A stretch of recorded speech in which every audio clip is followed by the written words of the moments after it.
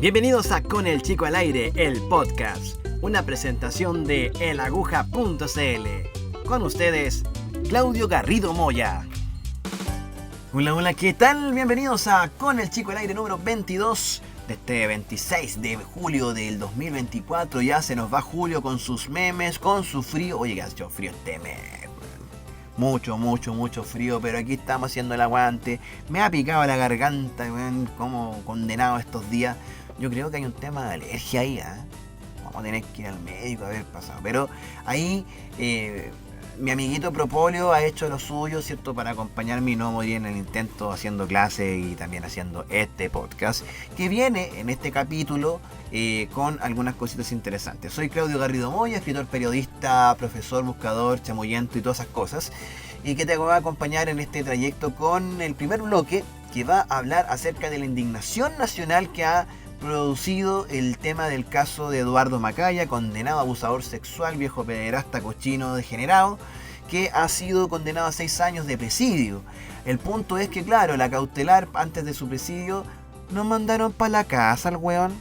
Lo mandaron para la casa y más encima su hijo, senador de la República, que se supone que legisla temas para poder proteger a los menores supuestamente, que viene de un partido político que habla de que con mis hijos no, que no se metan, que la weá.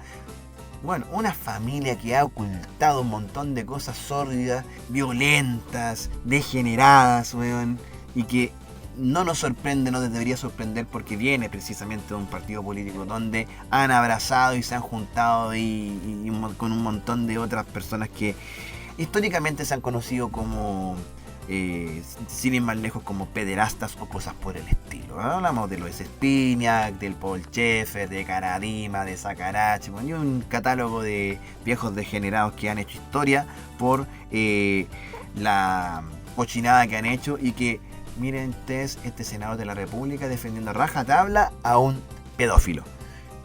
Esto ha causado mucha indignación y también le pega, ¿cierto?, también al Poder Judicial, que la actuación errática que ha tenido este poder del Estado, ¿cierto?, con un apego dudoso a la ley y con una moral que de verdad es inexplicable.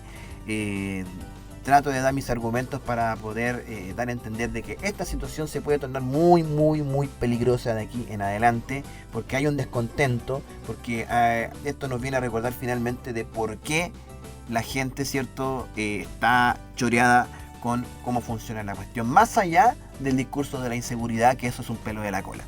Así que eso con lo primero. Y con lo segundo, vamos a hacer otro atrevimiento. Vamos a hablar de Mariana Enríquez, esta escritora argentina exitosa, la diva del terror latinoamericano, contemporáneo, donde no estamos hablando no solo de monstruitos y fantasmitas, sino que vamos a jugar con los temores reales de la gente, el temor a la delincuencia, el temor a la marginalidad, el temor al rechazo, a la soledad, ¿cierto?, a las cosas violentas que hoy día están aquejando a las personas y que en el fondo configuran el verdadero miedo que hoy día viven las personas de Latinoamérica, en particular de Argentina, ¿ya?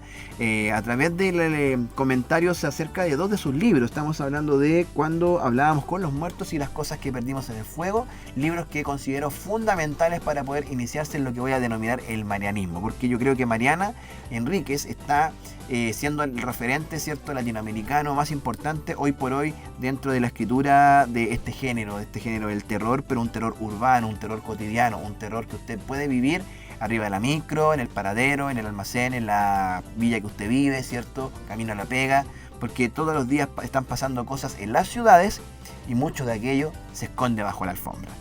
Y vamos a finalizar con el Chico al Aire con una entrevista a Eva Van Kramer, colega escritora de Maipú en Letras, pero que en este caso la hemos citado para que nos hable acerca de un deporte que está empezando a generar harto ruido, harto movimiento. Un deporte que está luchando por ser oficializado, pero que ya es federado, que tiene mundiales, que hay una competitividad que está creciendo, ¿cierto?, y que también se está abriendo también para mujeres.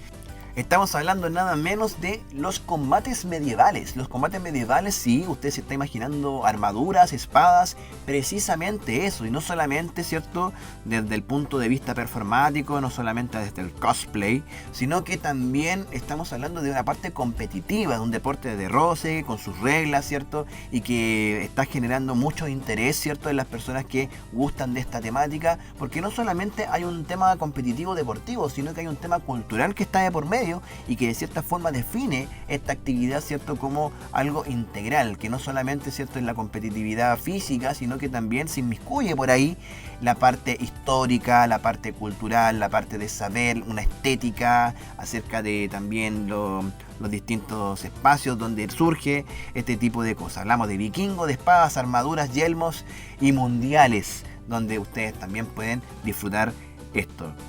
Así que la invitación está hecha para este Con el Chico al Aire número 22. Y recordando también que hay una invitación para el 2 de agosto. Todos invitados al lanzamiento del libro Cambio de Folio en la sala de microcine del Teatro Municipal de Maipú. Pajaritos con Chacabuco, nos vemos el viernes 2 de agosto a las 6:30 de la tarde. Ahí vamos a estar conversando con Pato Insunza y con Mito Varas acerca de este libro que es una antología del crecimiento y que me gustaría mucho ver a mis amigos en ese evento. Así que nos vemos allá, entrada gratuita, van a estar los libros a la venta y todo eso. Era necesario recordar esto en el inicio de este Con el Chico al Aire, antes de ir a los temas que nos convocan en esta ocasión. Con el Chico al Aire de la aguja.cl ya está en tu audífono, ya está en tu teléfono, desde la periferia con amor. Estás escuchando Con el Chico al Aire, el podcast de la aguja.cl. Iniciamos los fuegos de este Con el Chico al Aire número 22 de la aguja.cl, desde la periferia con amor, y ahora quizá con otro sentimiento, quizá de indignación, quizá de rabia, de vergüenza. Y abremos los fuegos porque esta cuestión debería estar ardiendo, debería estar quemándose todo en estos minutos. Sí, lo digo, es así, porque probablemente hemos tenido una de las semanas, los últimos días, ¿cierto?, más indignantes de la opinión pública en los últimos tiempos. Todo esto a raíz del caso de Eduardo Macaya, este tipo pederasta, condenado por abuso sexual de sus nietas, una situación en la cual se produce el colmo de los colmos de la justicia chilena, porque no contentos con darle una condena irrisoria de 6 años, ¿ya?, que puede que sea conforme a la ley, ¿ya? Y ahí, ojo, con quienes hacen las leyes.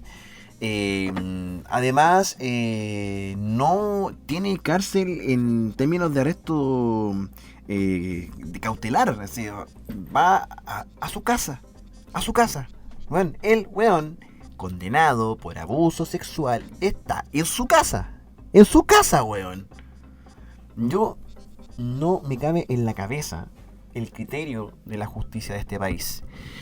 Y no contento con eso, después tenemos, ¿cierto?, a un hijo, el senador Javier Macaya, a estas alturas expresidente de la UDI, prestándole ropa casi a brazo partido, incluso insinuando, ni siquiera insinuando, lo dijo expresamente, weón, de que su papá quedó preso porque le sacaron las pruebas sin su consentimiento. Claro, seguramente las niñas abusadas le iban a pedir permiso para grabar los abusos.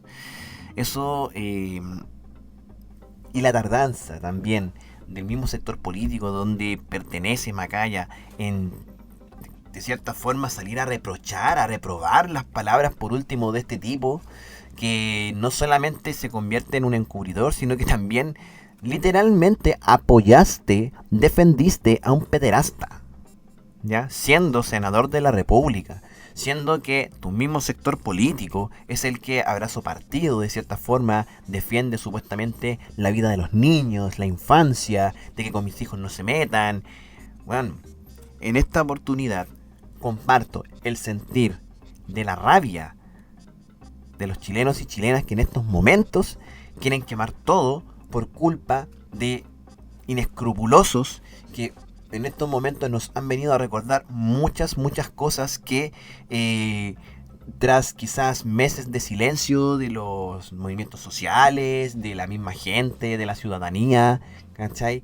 Y también de la agenda ascética que pone también los medios de comunicación y la misma derecha con respecto a la crisis de seguridad y etcétera, nos vienen a recordar el origen, probablemente, ¿cierto?, de todos los males de esta puta sociedad, weón.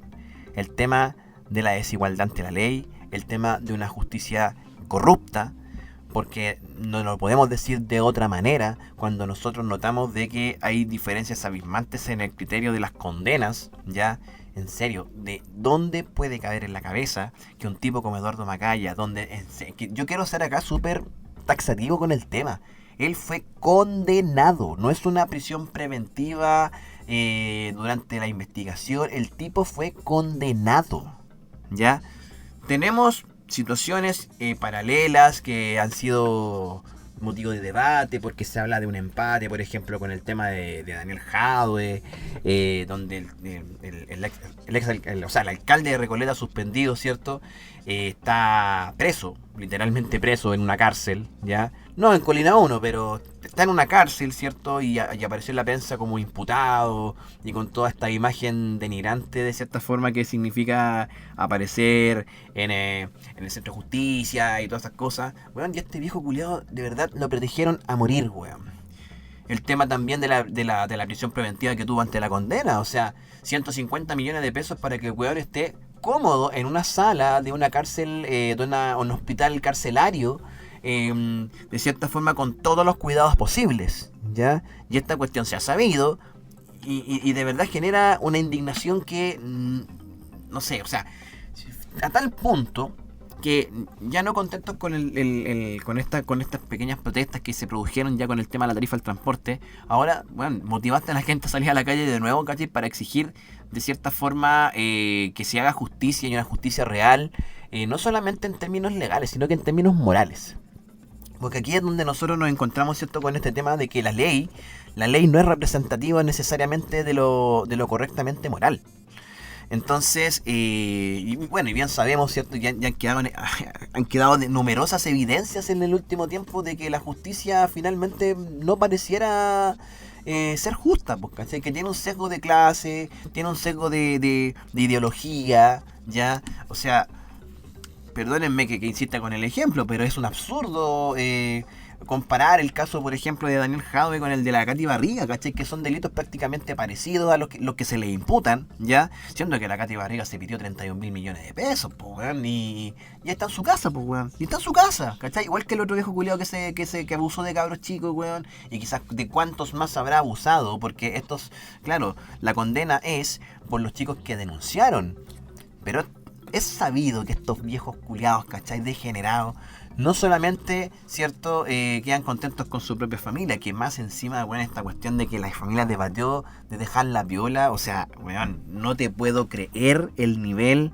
de ¿cómo se llama?, de degradación moral, degradación del tipo de persona, weón, que existe en estos momentos y que más encima está metida en la política, decidiendo lo que nosotros podemos o no podemos hacer, ¿cachai?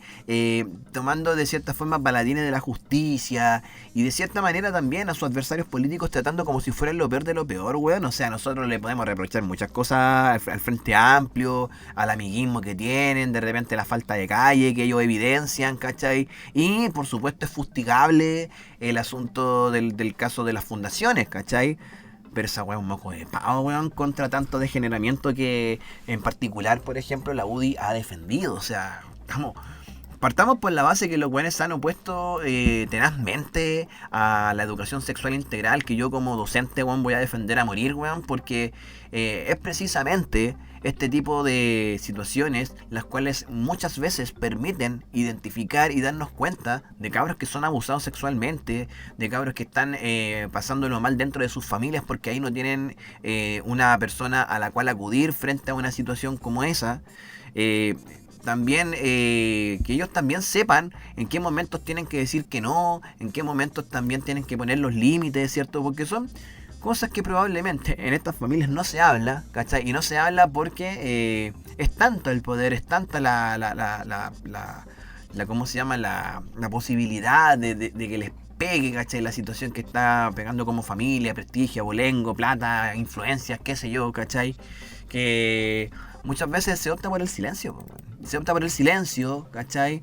Y ese silencio, en estos casos, siempre es sinónimo de impunidad. Y si además tenemos la impunidad que otorga el silencio, más encima la influencia económica, la influencia de poder, ¿cachai? La plata, el tema del amiguismo, ¿cierto? De los conflictos de intereses. De hecho, dicho sea de paso, el diario El Ciudadano publicó una noticia en la cual decía que los ministros que revocaron la prisión preventiva de Eduardo Macaya, o sea, los que decidieron que él tuviera que ir a su casita a cumplir condena, ¿cierto? Fueron testigos a favor de un juez que fue acusado de abuso sexual, pues, weón. O sea, a ese nivel de degradación, weón. De hecho, los detalles que dice este artículo, ¿cierto? Dice que en agosto del 2020 el Poder Judicial inició un sumario administrativo en contra de Barría. Luis Barría, ¿cierto? Un ex magistrado del juzgado de garantía, que fue formalizado por el delito de abuso sexual en contra de funcionarios del tribunal, ¿ya? Y que estas personas que tomaron la sentencia y que de cierta forma revocaron la prisión preventiva de Eduardo Macaya, defendieron a esta persona acusada de abuso sexual. O sea, los hueones se tapan, ¿cachai? Se tapan. Entonces, yo no me explico. O sea, en realidad, ni siquiera debería estar diciendo que no me explica. O sea, a estas alturas del partido, ya nosotros ya deberíamos tener claro para qué lado juega la UDI, principalmente la derecha, este tipo de gente que está tan corrompida moralmente, que se pega con una piedra en el pecho, con los valores tradicionales, que la familia, que la weá, claro, familias, weón. ¿Cuánto infierno debe haber en esas familias, weón, que están viviendo en el silencio, weón? Familias, yo creo que destrozadas por dentro y que no pueden hablar por un tema de apariencias, weón, por un tema de poder, de influencia. Y que en el fondo son las personas que están dirigiendo el país, pues, weón, y que para más recacha, weón, son los que están levantando la candidatura presidencial para de cierta forma arrebatarle el poder, ¿cierto?, al oficialismo.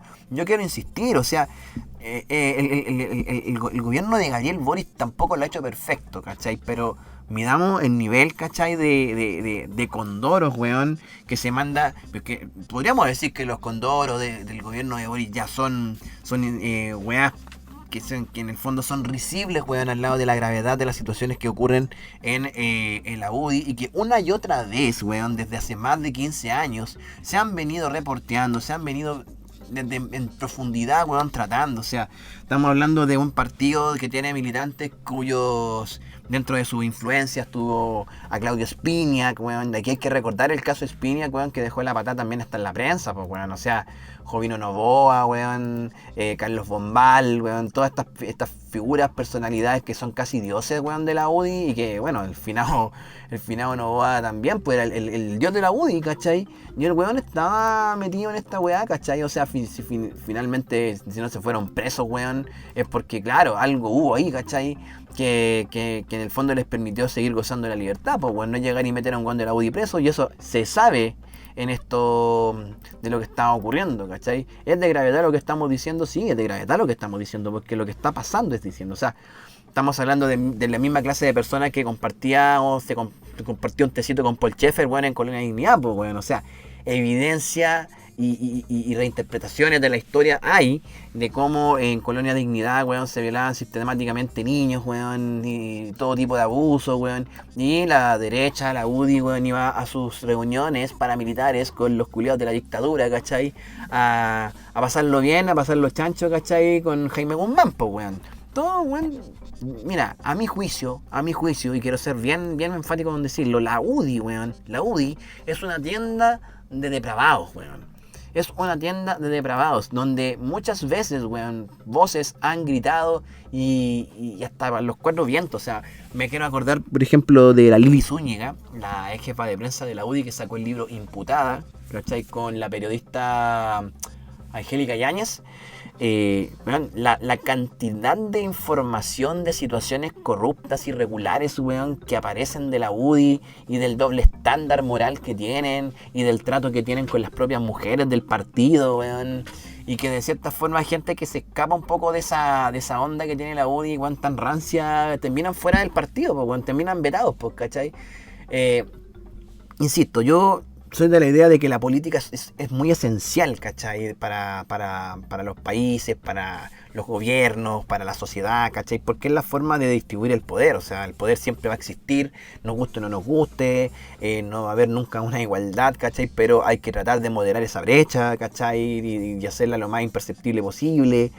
Pero, bueno, o sea, tenemos un partido político en particular que es el símbolo de la corrupción, es el símbolo del degeneramiento, es el símbolo de los hueones que de verdad se fueron a la cresta, ¿cachai? En términos de morales, weón, y que tienen la tupé de poder, de cómo se llama, de ir por la vida diciendo cómo la gente tiene que pensar, qué tiene que decidir. O sea, weón, yo te voy a dar varias perlitas, weón, para que ustedes solamente se acuerden cuando haya elecciones y se acuerden de estos nombres, weón. O sea, en el 2023, por ejemplo, se publicó un ranking de corrupción de partidos políticos, ¿cachai? Y los tres primeros lugares serían la UDI, RN y el PS, ya el Partido Socialista. Bueno, tenemos el caso ejemplar de la Katy Barriga, weón, que aquí en Maipú, que es súper sensible el asunto, ¿cachai? Que dejó un déficit de más de ¿cómo se llama? Al menos unos 2.200 millones de pesos, ¿cachai? Y eso, y montos que van subiendo, o sea, a medida que ¿cómo se llama? Las investigaciones se han ido dando, ¿cachai? El monto se va abultando, ¿cachai? Y ahí el alcalde Bodanovich, weón, ha tratado de jugar con esa weá, para poder sacar adelante proyectos de la comuna. Al cabo de 3 años recién como que la weá se entiende a estabilizar, weón. Y la loca muy en su casa y diciendo que no, que a ella la molestan por ser mujer y la weá a la verga, weón. También tenemos el caso de la Nora Cuevas, ¿cachai? Que también ha sido investigada por corrupción, ¿cachai? En este caso fue alcaldesa por 2 años en San Bernardo, compareció ante los tribunales de justicia, más de 20.000 millones le están cuestionando, ¿cierto?, a la vieja ahí en San Bernardo, ¿cachai? Donde la Contraloría General de la República está haciendo investigaciones. También tenemos el caso del exalcalde de Algarrobo, ¿cachai? Y también el de Las Condes, pues, ¿cachai? El de la alcaldesa Daniela Piñalosa, que fue la que sucedió a Lavín. Y recordemos también que Joaquín Lavín estaba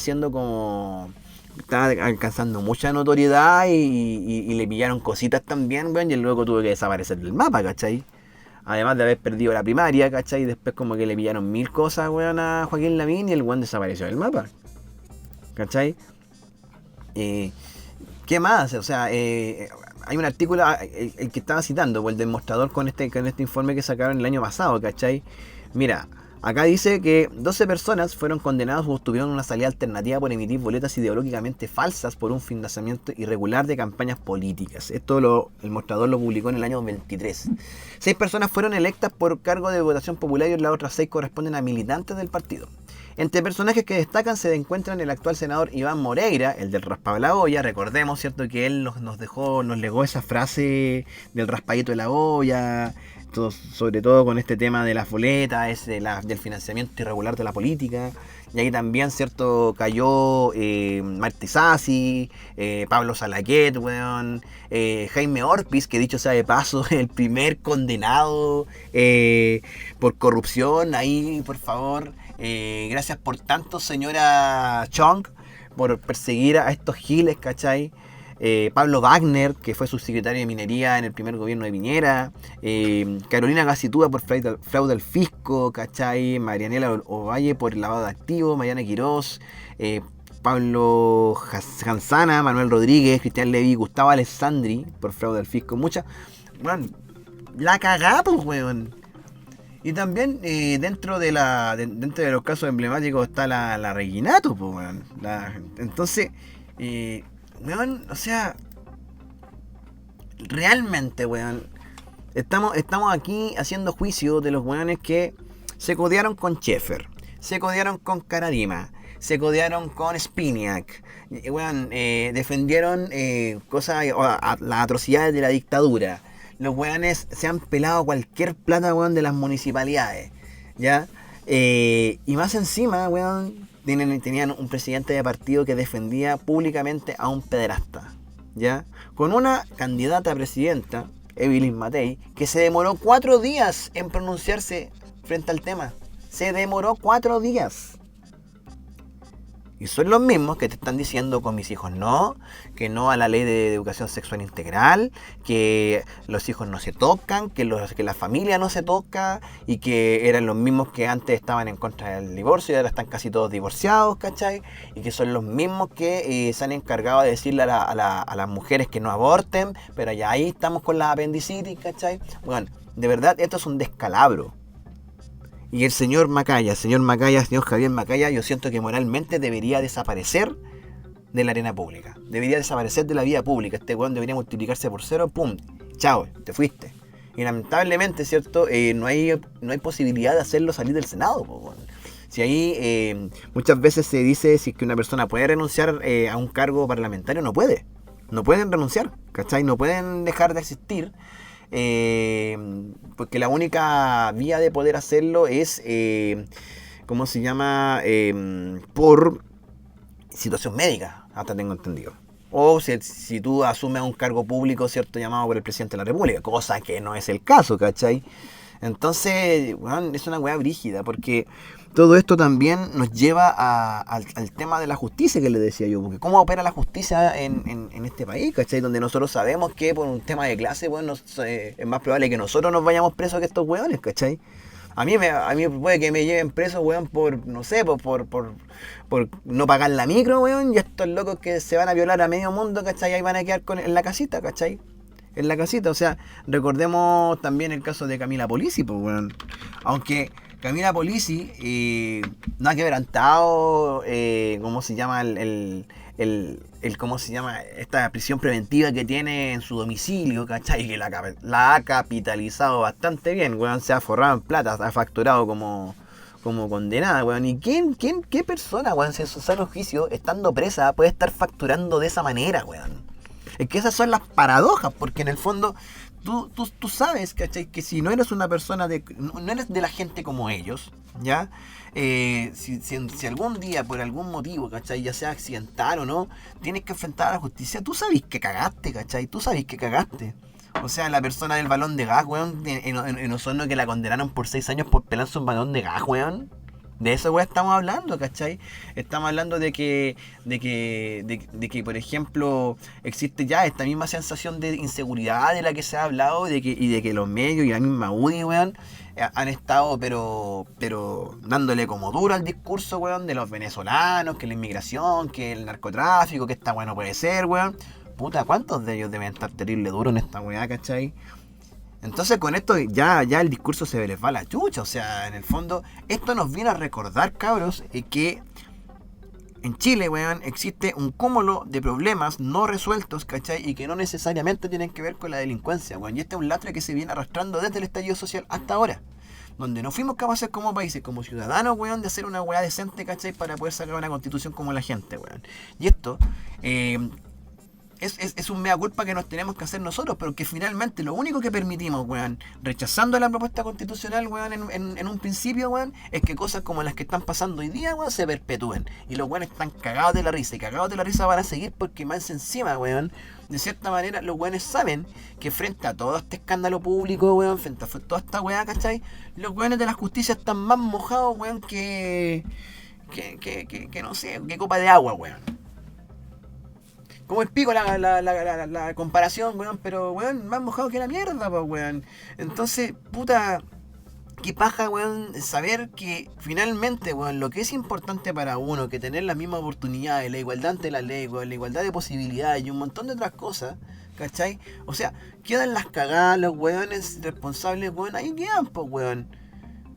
Ahí se cumple el principio de Coco Legrand, weón. ¿Para qué hacer las weas acá bien si las podías hacer como el pico? Y más encima, weón, te condecoran por esa wea, pues, weón. Te condecoran, ¿cachai? Te salen todos los weones a protegerte, weón. Oye, si piensas esta cuestión, con el mismo del tema del abuso sexual, pues, weón.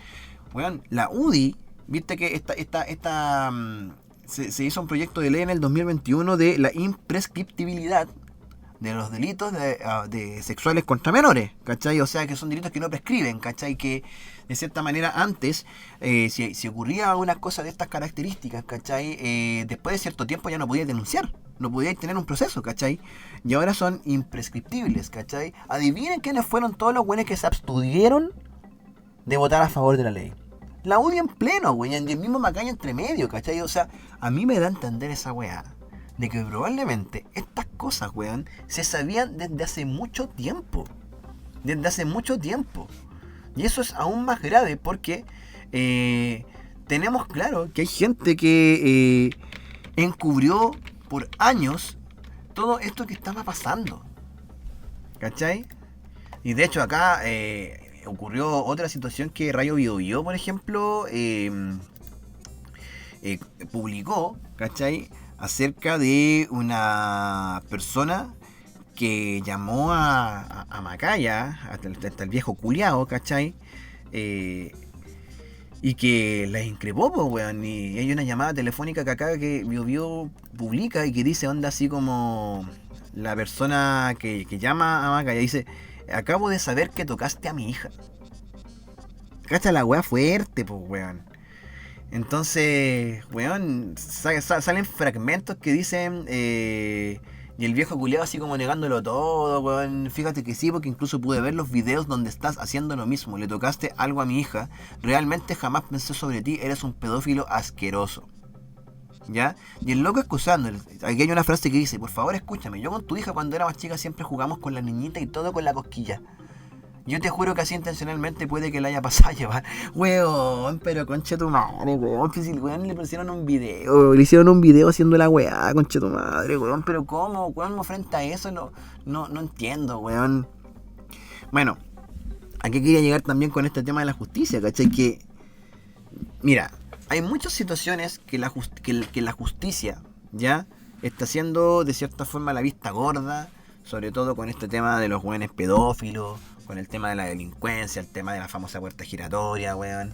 Como que le importa un pico, ¿cachai? Y sabéis lo que yo sospecho, que frente a tal situación de injusticia, por ejemplo, que pasa con las mujeres abusadas, los niños que son violados, ¿cachai? Los políticos que no tienen cárcel, weón, que no tienen cárcel, que se pelan millones y millones de pesos, weón, y ahí están tan campantes en sus casas, weón, presos, pero presos entre comillas, weón, son presos VIP, weón, que están ahí, que pueden pedirse una pizza por Rappi si quieren, weón, y pedirse un cafecito del Starbucks, weón, y así si lo quieren, y weón, sacarse un par de fotos en pelota, weón, y facturar con esa weá, ¿cachai? Weón, yo insisto en esta idea, y que es un peligro esta weá, porque yo siento que, miren, fíjense con esta weá, si nosotros pensamos que la causa del estallido social de 2019, ya, el detonante fue el tema de la tarifa, pero el fondo del asunto, ¿ya? El fondo del asunto es la cantidad de injusticias que ha vivido este país por los siglos de los siglos, ¿ya? Y que muchas de esas injusticias, ¿cierto?, son estos mismos hueones que la han propiciado, ¿ya? No me cabe duda de que esto puede dar lugar en un futuro, ¿ya?, a el inicio de la rebeldía de la misma población, o sea, que la población deje de lado la posibilidad de acudir a la ley y que empiece con la autotutela. Y eso, señores, es peligrosísimo, porque eso significa que se habrá perdido el control total de la situación. Y más allá de que el gobierno del Gabriel Boric, ¿cierto?, haga o no haga cosas, ¿ya? Aquí el asunto es un tema de leyes y un tema de cómo funciona la justicia y de las influencias que hay entre medio de esto. Y estos weones no han sido capaces de sentarse, de generar acuerdos, de pensar en la gente, porque no lo van a hacer. No lo hicieron, ¿ya? Y cuando vieron amenazada su situación, esa famosa noche de noviembre de 2019, cuando estaba a punto de quedar la zorra, donde el finado Piñera, weón, quería mandar un estado de sitio nuevamente, ¿ya? Y los weones estaban con la cara de 3 metros porque vieron ahí que todo este relato de intocabilidad comenzaba a ponerse en riesgo. Y los hueones hicieron hasta lo imposible para detener eso. Caricaturizaron las cosas. Bueno, con ayuda también de la lista del pueblo, digámoslo, ¿cachai? Pero, weón, caricaturizaron a más no poder toda forma de oposición a estas ideas retrógradas, retorcidas, asquerosas que tienen estos culiados de la UDI, weón, que defienden pederastas. Yo, si fuera de la UDI, weón, me daría una vergüenza tremenda ser parte de ese partido en el cual se defiende gente como Bolchefer, que se defiende gente como Karadima, que se defiende gente como Spiniak, que se defiende gente como Macaya. ¿Ya? Y que más encima tengan la perso, weón, para salir ante la opinión pública a dar lecciones de moral, a intentar cambiar la historia, ¿cachai? Diciendo que el legítimo clamor popular, ¿cierto? Y la legítima protesta que hubo en 2019, ¿cierto? Fue un estallido delictual, ¿ya? Y que más encima, de cierta forma, intentan empatar la cancha de las corrupciones que han cometido ellos con las corrupciones que han cometido sus adversarios, weón. Estos weones no tienen igual, o sea, les han dedicado libros y libros y libros y libros a la UDI, weón, evidenciando la trama de corrupción que siempre han tenido, weón, y los weones siguen así como si nada. Y mucha responsabilidad tenemos nosotros. E insisto, la justicia aún más responsable, los políticos parlamentarios aún más responsables. Pero acuérdense que cuando la situación no dé para más, la gente va a optar por la autotutela. Y ahí va a quedar la cagá. Ahí va a quedar la real cagá. Y ahí va a ser demasiado tarde para lamentarse. Porque en ese momento, estos güeyes van a desear que Dios los pille confesados. Esto ha sido el primer bloque de Con el Chico al Aire. De la indignación pasaremos a otro tema un poquito más agradable.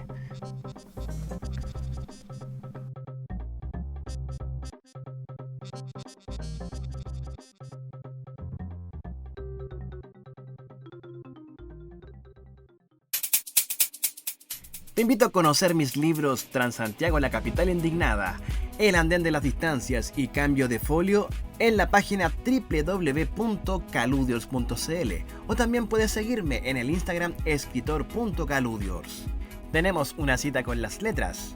No faltes.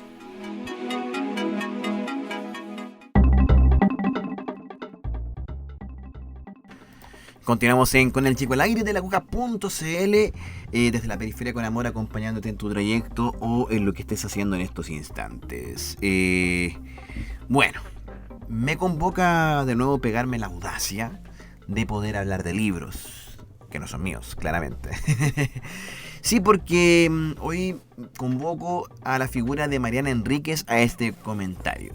Y la verdad es que hablar de Mariana Enríquez es hablar de repugnancia, es hablar de asco, es hablar de terror, de miedo, pero también de una forma de reflejar cómo se vive en Latinoamérica y particularmente en la Argentina. Varias referencias puedo dar de Mariana Enríquez, sobre todo a partir de dos antologías de ella que he leído, ¿cierto?, con bastante detenimiento. Por ejemplo, cuando hablábamos con los muertos y las cosas que perdimos en el fuego. Antologías que, si usted quiere conocer, ¿cierto?, la pluma de la Mariana, que es reconocida como la reina del terror, una de las más exitosas escritoras argentinas del momento, ya son los dos libros que recomendaría para partir en el marianismo. Porque eso es lo que provoca Mariana, una suerte de marianismo, una suerte de devoción a la forma que tiene ella de retratar los miedos que aquejan a una sociedad que sufre con los embates del neoliberalismo en su extremo.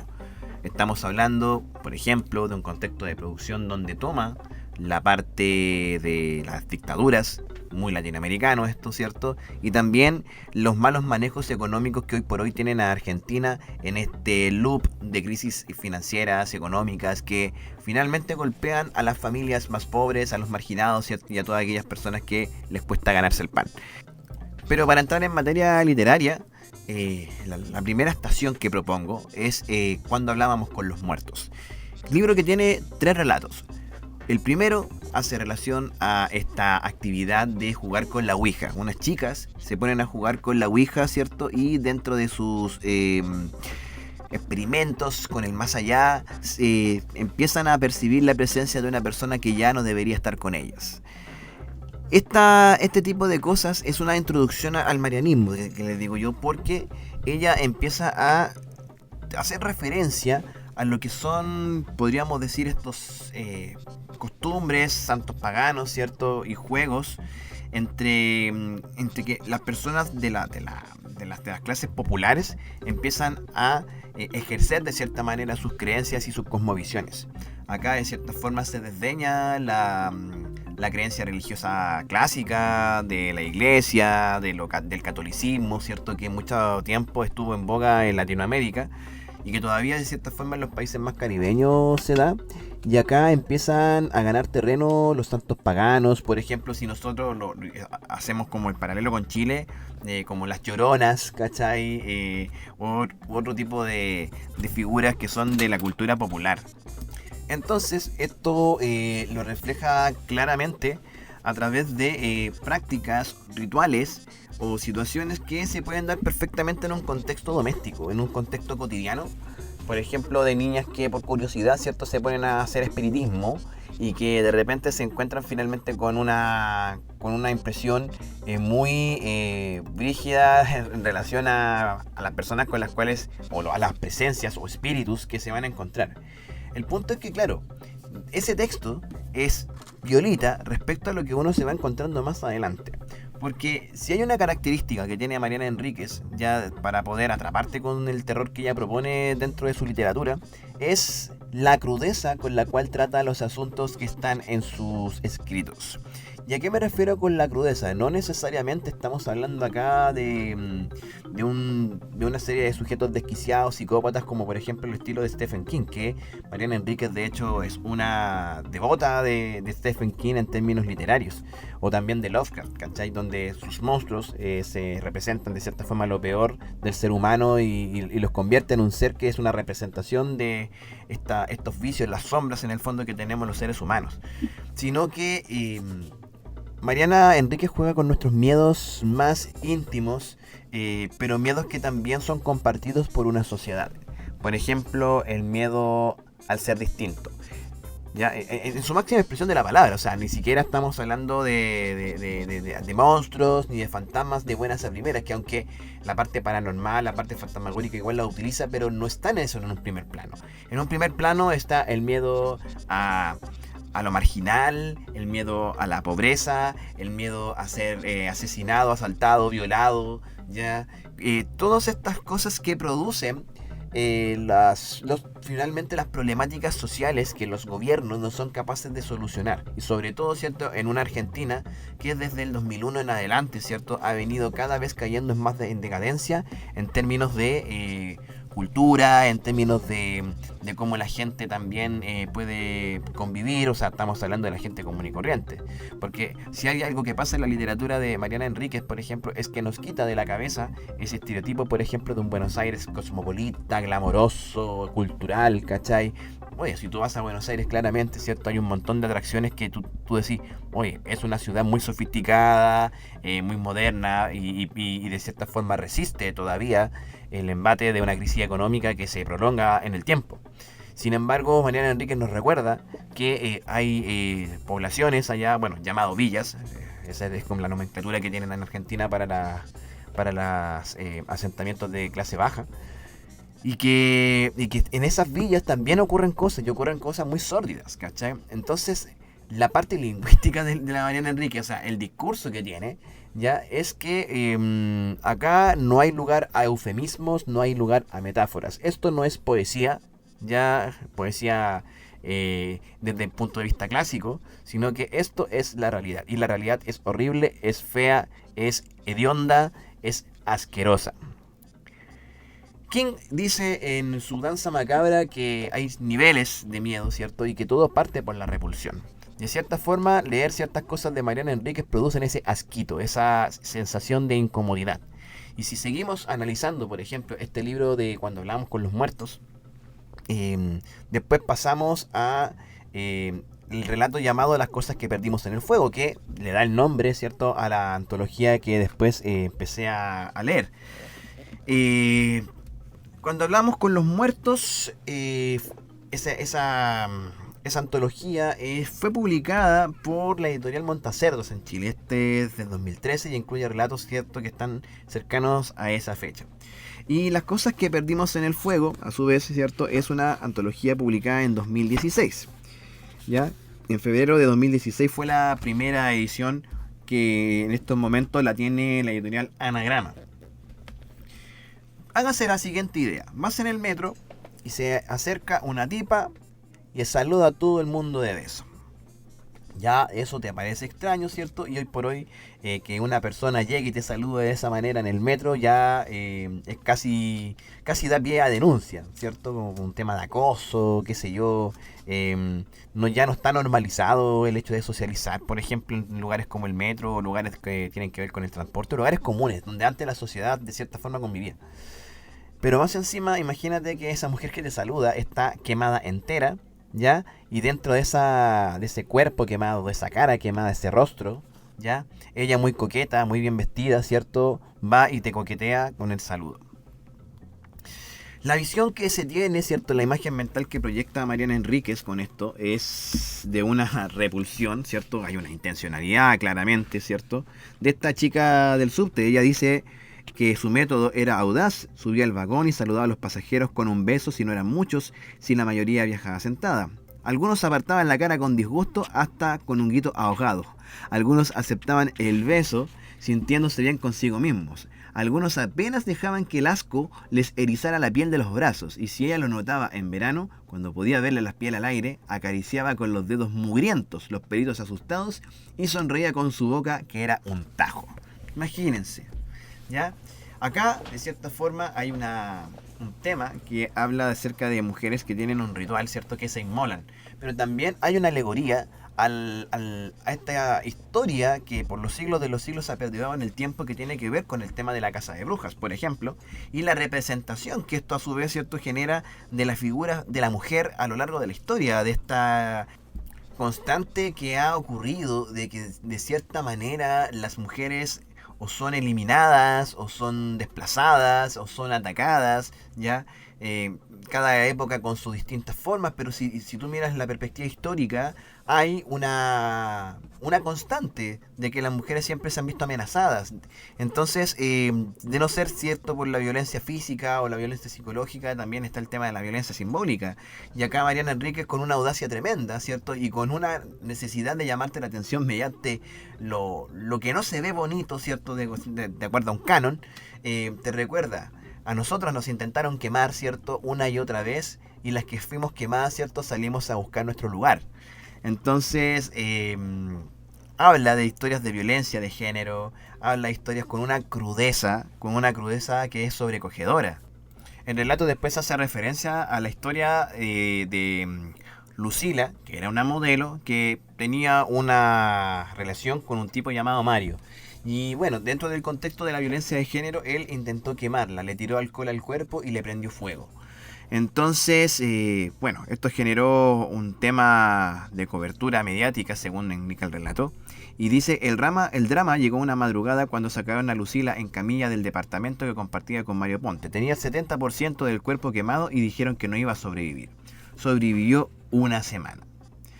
Entonces, el asunto es que Mariana Enríquez toma situaciones que ocurren en la vida cotidiana. O sea, este tema, por ejemplo, de mujeres que son maltratadas, quemadas, asesinadas, también es una cuestión que todavía ocurre, que todavía es pauta, que hoy por hoy, si existen movilizaciones, el 8M, y si existe la discusión a nivel de leyes, no solamente en Argentina, sino que también, por ejemplo, en Chile, en otros países, significa que son cosas, dolores, ¿cierto?, heridas sociales que siguen existiendo, y que no se circunscriben solamente a lo que los medios de comunicación nos muestran, que eso está mediado. Hay una historia más cruda que nosotros no conocemos, que probablemente, si nosotros no hemos vivido este tipo de situaciones, no tenemos la posibilidad de visualizarlo, de darle como una imagen mental gráfica, detallada, en alta definición de lo que ocurre. Y en eso Mariana Enríquez, ¿cierto?, es súper decidora. Y ahí, donde de cierta forma ustedes pueden darse cuenta con mayor detalle de este asunto, es con el relato Chicos que vuelven, que es el relato que cierra la antología Cuando hablábamos con los muertos, que trata acerca de una funcionaria de gobierno llamada Mechi, que ella mantiene el orden de unos archivos acerca de chicos que se perdieron, fueron secuestrados, se fueron de la casa, por ese motivo, y que ella se obsesiona con el caso de una chica llamada Vanadis, una niña de 14 años que ejercía la prostitución en el barrio Constitución. Entonces, aquí también Mariana empieza a jugar con el tema de los espacios, ¿ya? El tema de los espacios empieza a ser súper vital en la literatura de Mariana Enríquez, porque ella ocupa lugares donde de cierta forma está representada esta marginalidad y está representado, ¿cierto?, la posibilidad de que te pase algo. De cierta manera, King sostiene que el temor, ¿cierto?, el miedo que uno tiene que estar basado en algo que tú sabes que te va a doler, sabes que te va a afectar. Es muy difícil dimensionar, por ejemplo, el dolor o lo que una persona puede sentir si te cortan la cabeza, ¿cachai? O si te aparece un monstruo, porque tú piensas, bueno, a esta altura, ¿cierto?, del partido, de la historia, del conocimiento que tenemos, hay un tema de verosimilitud también con las cosas. Pero es completamente verosímil, por ejemplo, entender de que una persona, unos niños, ¿cachai?, puedan desaparecer. O sea, la trata de personas existe, la trata de personas está, y Mariana Enríquez empieza a hablar de eso con el tema de chicos que vuelven. O sea, no en vano crea una personaje muy joven, muy bonita, hermosa, una diosa, ¿ya? Una diosa que se supone no le deberían pasar estas cosas malas, ¿ya? Y que con 14 años de edad se prostituye en el barrio Constitución y que más encima es amenazada de muerte por tipos que la grabaron teniendo sexo. Entonces, si tú piensas en la crudeza de las cosas que están ocurriendo ahí, que produce cierta incomodidad, o sea, ese rictus así como... chucha, ¿cachai? ¿Qué está contándome aquí Mariana? ¿Cachai? Cuando te dice que hay una pendeja de 14 años que está siendo sistemáticamente violada, ¿cachai? Es como decir, pero viejo, esto sí ocurre. Esto sí ocurre, y ocurre en sectores, por ejemplo, como el barrio Constitución, que yo siempre cuando hablo del barrio Constitución me preguntan en clases de qué se trata el barrio Constitución, compadre. Digo, vaya a Mapocho, ¿ya? El barrio Constitución es lo más parecido al barrio Estación Mapocho que se va a encontrar. Un barrio inseguro, con delincuencia, con situaciones de cierta forma de riesgo social que tú ves a plena luz del día en el barrio Constitución. De hecho, tengo una anécdota súper brígida con eso, porque una vez que fui a Buenos Aires me tenía que ir a buscar una plata que me mandaron de acá de Santiago, y tampoco era mucha plata, pero igual porque tú era la plata que yo necesitaba para poder quedarme un par de días más, ¿cierto?, y volver a la capital, la acá de Chile. Entonces resultó que me la mandaron por Western Union, y no sé por qué pego, no me acuerdo en realidad. Tenía que ir necesariamente a una sucursal del Correo Argentino que estaba justamente en el barrio Constitución, y te juro que fue una de las experiencias más horribles que me ha pasado en Argentina, weón. Primero porque Constitución, claro, o sea, imagínense que el nivel de peligrosidad es como ir a meterse a Mex o Estación Central. Ya nosotros no vamos a hacer ciego con esto, o sea, meterte allá está el barrio de Riddle Flight, ¿cachai? Y ahí la posibilidad de que te cogoteen, de que te sufrir algún asalto, un lanzazo, weón, es alta. En Constitución pasa lo mismo, está esa misma vibra, está esa misma sensación de inseguridad que tú puedes, sobre todo si tú te alejas de la estación Constitución y te empiezas a entrar en el barrio, ¿cachai? Es como, hay un tema ahí cuático, o sea, te encontrás con la prostitución, con gente pobre, ¿cachai? Los marginados sociales también de las disidencias, o sea, estamos hablando de los travestis, ¿cachai? Que menciona a Mariana Enríquez en el relato. Bueno, te lo encontrás a plena luz del día. A plena luz del día. Y ella te lo cuenta con una crudeza que es muy brígida. De hecho, una de las partes que hace referencia a ella, por ejemplo, es la ex cárcel de Caseros. Si usted vio El Marginal, va a poder hacerse una idea de cómo es más o menos el lugar. Se grabó en ese sitio, que corresponde a una cárcel que está en el barrio de Parque Patricios, cerca de la avenida Caseros. Decía acá el relato de que se ocupaban las ruinas de la cárcel de Caseros, que se suponía que esas paredes debían haber sido demolidas hace años, pero seguían ahí enormes y peligrosas, y a nadie parecía importarles salvo a los vecinos. De poco se había ido llenando de chicos adictos en general a la pasta base, pero también al pegamento y al alcohol. Los chicos adictos expulsaron a las familias pobrísimas y los sin techo que habían elegido las ruinas para asentarse. Nadie podía vivir donde los chicos adictos vivían. Había peleas, muertes por sobredosis, dealers asesinados y asesinos, robos, una mugre abismal. Pero también, ¿cierto?, la cosa más cruda que se muestra en ese libro tiene que ver también con la referencia que se hace a que Banai, ¿cierto? Yo les decía que había sido grabada por dos tipos y muestra muy gráficamente la escena en la cual Vanadis, recordemos, una menor de 14 años, ¿cierto? Estaba con dos tipos en un motel ejerciendo sus servicios, ¿ya? Y Mariana te lo cuenta de forma demasiado gráfica. Entonces perturba porque es una realidad que de buenas a primeras cuesta aceptar, entendiendo de que estamos hablando derechamente de explotación sexual infantil, estamos hablando derechamente de que existe un montón de gente que vive en una marginalidad, en una vida de perro, ¿vean? Que tiene que ver, por ejemplo, con la ocupación de esta ex cárcel de caseros por parte de gente indigente, delincuentes, dealers, o sea, toda esa gama de personas, de tipo de personas que habían ahí y que en el fondo representan a la sociedad que está en las sombras. Y que esa sociedad que está en las sombras es la consecuencia, ¿cierto?, de una serie de políticas, de formas de llevar el gobierno, de formas de llegar el Estado a las personas, de forma también de un sistema de, no sé, de socioeconómico que finalmente termina apartando y quitándole las posibilidades, ¿cierto?, a muchas personas que no tienen otra opción que vivir de eso. Y si nosotros hacemos más gala de eso también, esta gente se aferra a esperanzas o de cierta forma a una forma de vida que para nosotros probablemente no es compatible o tampoco es como muy aceptable, por decirlo de alguna forma, amable. En la antología Las cosas que perdimos en el fuego, por ejemplo, abre este libro con el cuento del chico sucio.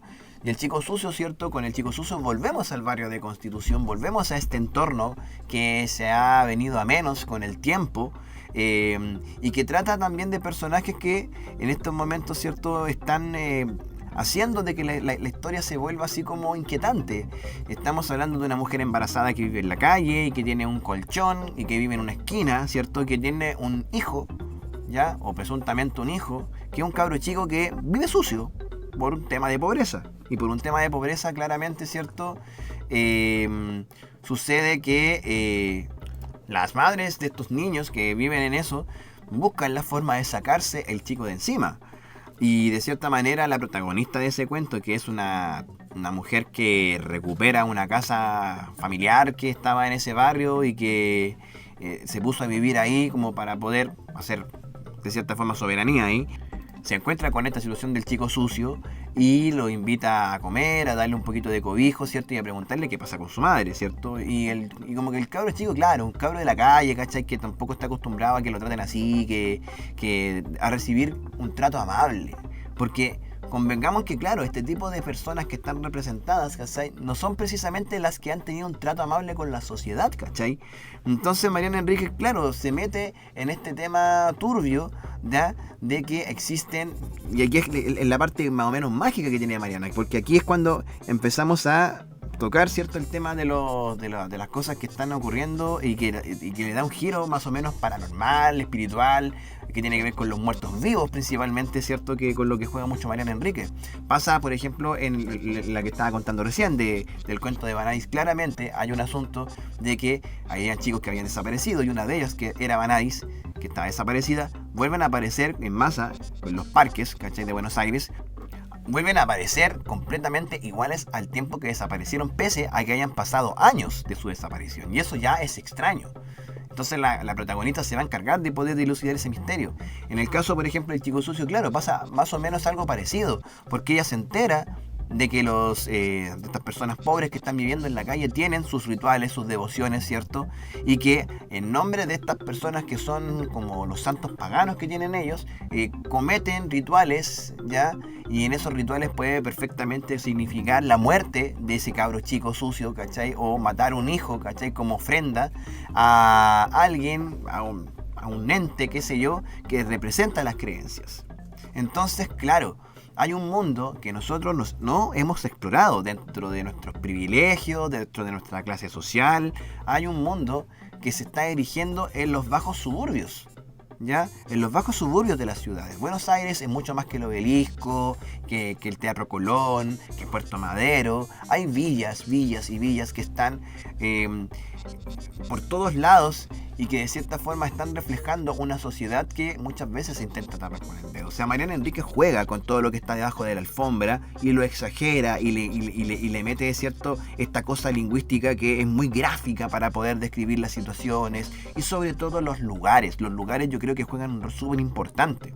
Como por ejemplo, ¿cierto?, en el cuento que se llama Bajo el agua negra, donde habla acerca de un asesinato presunto, ¿cierto?, de la policía a jóvenes ladrones, presuntamente, ¿cierto?, y que dentro de su ejercicio, en vez de hacer el debido proceso, de cierta forma golpearon, torturaron a estos dos jóvenes y los tiraron al riachuelo de Buenos Aires, el río Matanza. Este río que de cierta forma rodea la parte sur de la ciudad autónoma de Buenos Aires y que es conocido principalmente por su alta contaminación. Y de cierta forma lo que hace Mariana es jugar con este tema de la contaminación del río para poder agregarle, ¿cierto?, un toque paranormal. De cierta forma habla de una procesión, de una murga, que las murgas son muy comunes en Buenos Aires, sobre todo en los tiempos de carnaval, y que para los efectos de la historia, esta murga se transforma en una procesión, una suerte de culto a uno de estos seres asesinados. Ya no se sabe, ¿cierto? La historia no aclara si esta persona volvió, ¿cierto?, desde el más allá o nunca se murió, pero siempre Mariana Enríquez juega con sugerir de que los muertos están vivos y que están entre nosotros. Pero también el entorno también juega un rol crucial, porque el riachuelo es una de las cosas más asquerosas que puede tener Buenos Aires. O sea, es sabido que, pese a los intentos de descontaminación, yo siempre he pensado que tú tiras algo al riachuelo y salen con 3 ojos y 2 colas, ¿ya? Esto, por ejemplo, lo conversaba harto con la May, porque ella, bueno, también es marianista y tenía el deseo de conocer el riachuelo para saber qué tanto es la weá, ¿cachai? De que es asqueroso. Y yo le digo, sí, es asqueroso.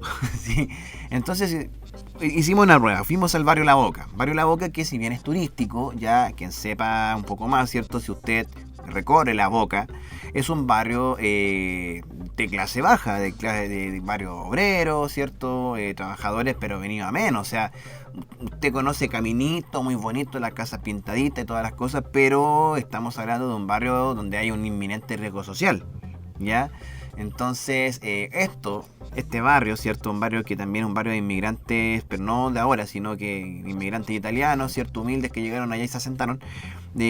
Claramente, con el tiempo no evolucionó, ¿cierto?, en términos de clases sociales, porque también precisamente el entorno no era acorde. O sea, estamos hablando de que el riachuelo, por ejemplo, está en sus riberas, hay muchas industrias en distintas partes de Buenos Aires, está lleno de industrias, y que también se habla de que antiguamente ahí era como una suerte de botadero de todo tipo de desechos.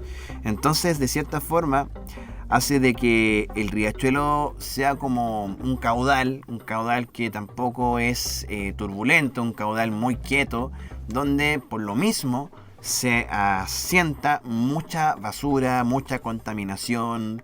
Puta, convengamos de que es basura industrial, ¿cachai? De las embarcaciones, el aceite, combustible, basura común, mierda, un montón de cosas que se acumularon en ese caudal y que de cierta forma configuraron lo que se conoce hoy día como ese riachuelo, que no hace más que pensar que es una cuestión turbia, tóxica, que asquerosa, po. Y asquerosa también pensar de que 2 personas hayan sido arrojadas al riachuelo y de que una de ellas, ponte tú, vuelva de ese riachuelo con la repugnancia que eso significa. O sea, que produce hasta el suicidio, ¿cierto?, del cura de la villa donde esta persona vivía, porque esta persona sale del riachuelo así como si nada y que se le rinde culto. Y que las personas que le rinden culto son todos aquellos que sobrevivieron de cierta forma a la contaminación del riachuelo, personas que tienen deformaciones, que desarrollaron, por ejemplo, ventosas en los dedos. Entonces es como, si tú me lo dices de esa manera, claramente da como asquito, weón. Hay muchas personas que a lo mejor pueden decir de que la escritura de Mariana Enríquez produce ese efecto estético de incomodidad, de repugnancia, de asquito, ¿ya? Y creo que está bien, y creo que es una forma muy innovadora de poder hacer terror. Porque, insisto en el punto, Mariana Enríquez juega con los miedos que nosotros tenemos. O sea, es como yo pensar que escribir un relato acerca de una guagua flotando en el canal Santa Marta, ¿cachai? Y que de cierta forma la historia de esa guagua tiene que ver con una familia marginal, con una familia con drogas, ¿cachai? Y que le metemos entre medio, ¿cachai? Una cosa media sobrenatural y queda como el estilo de la Mariana.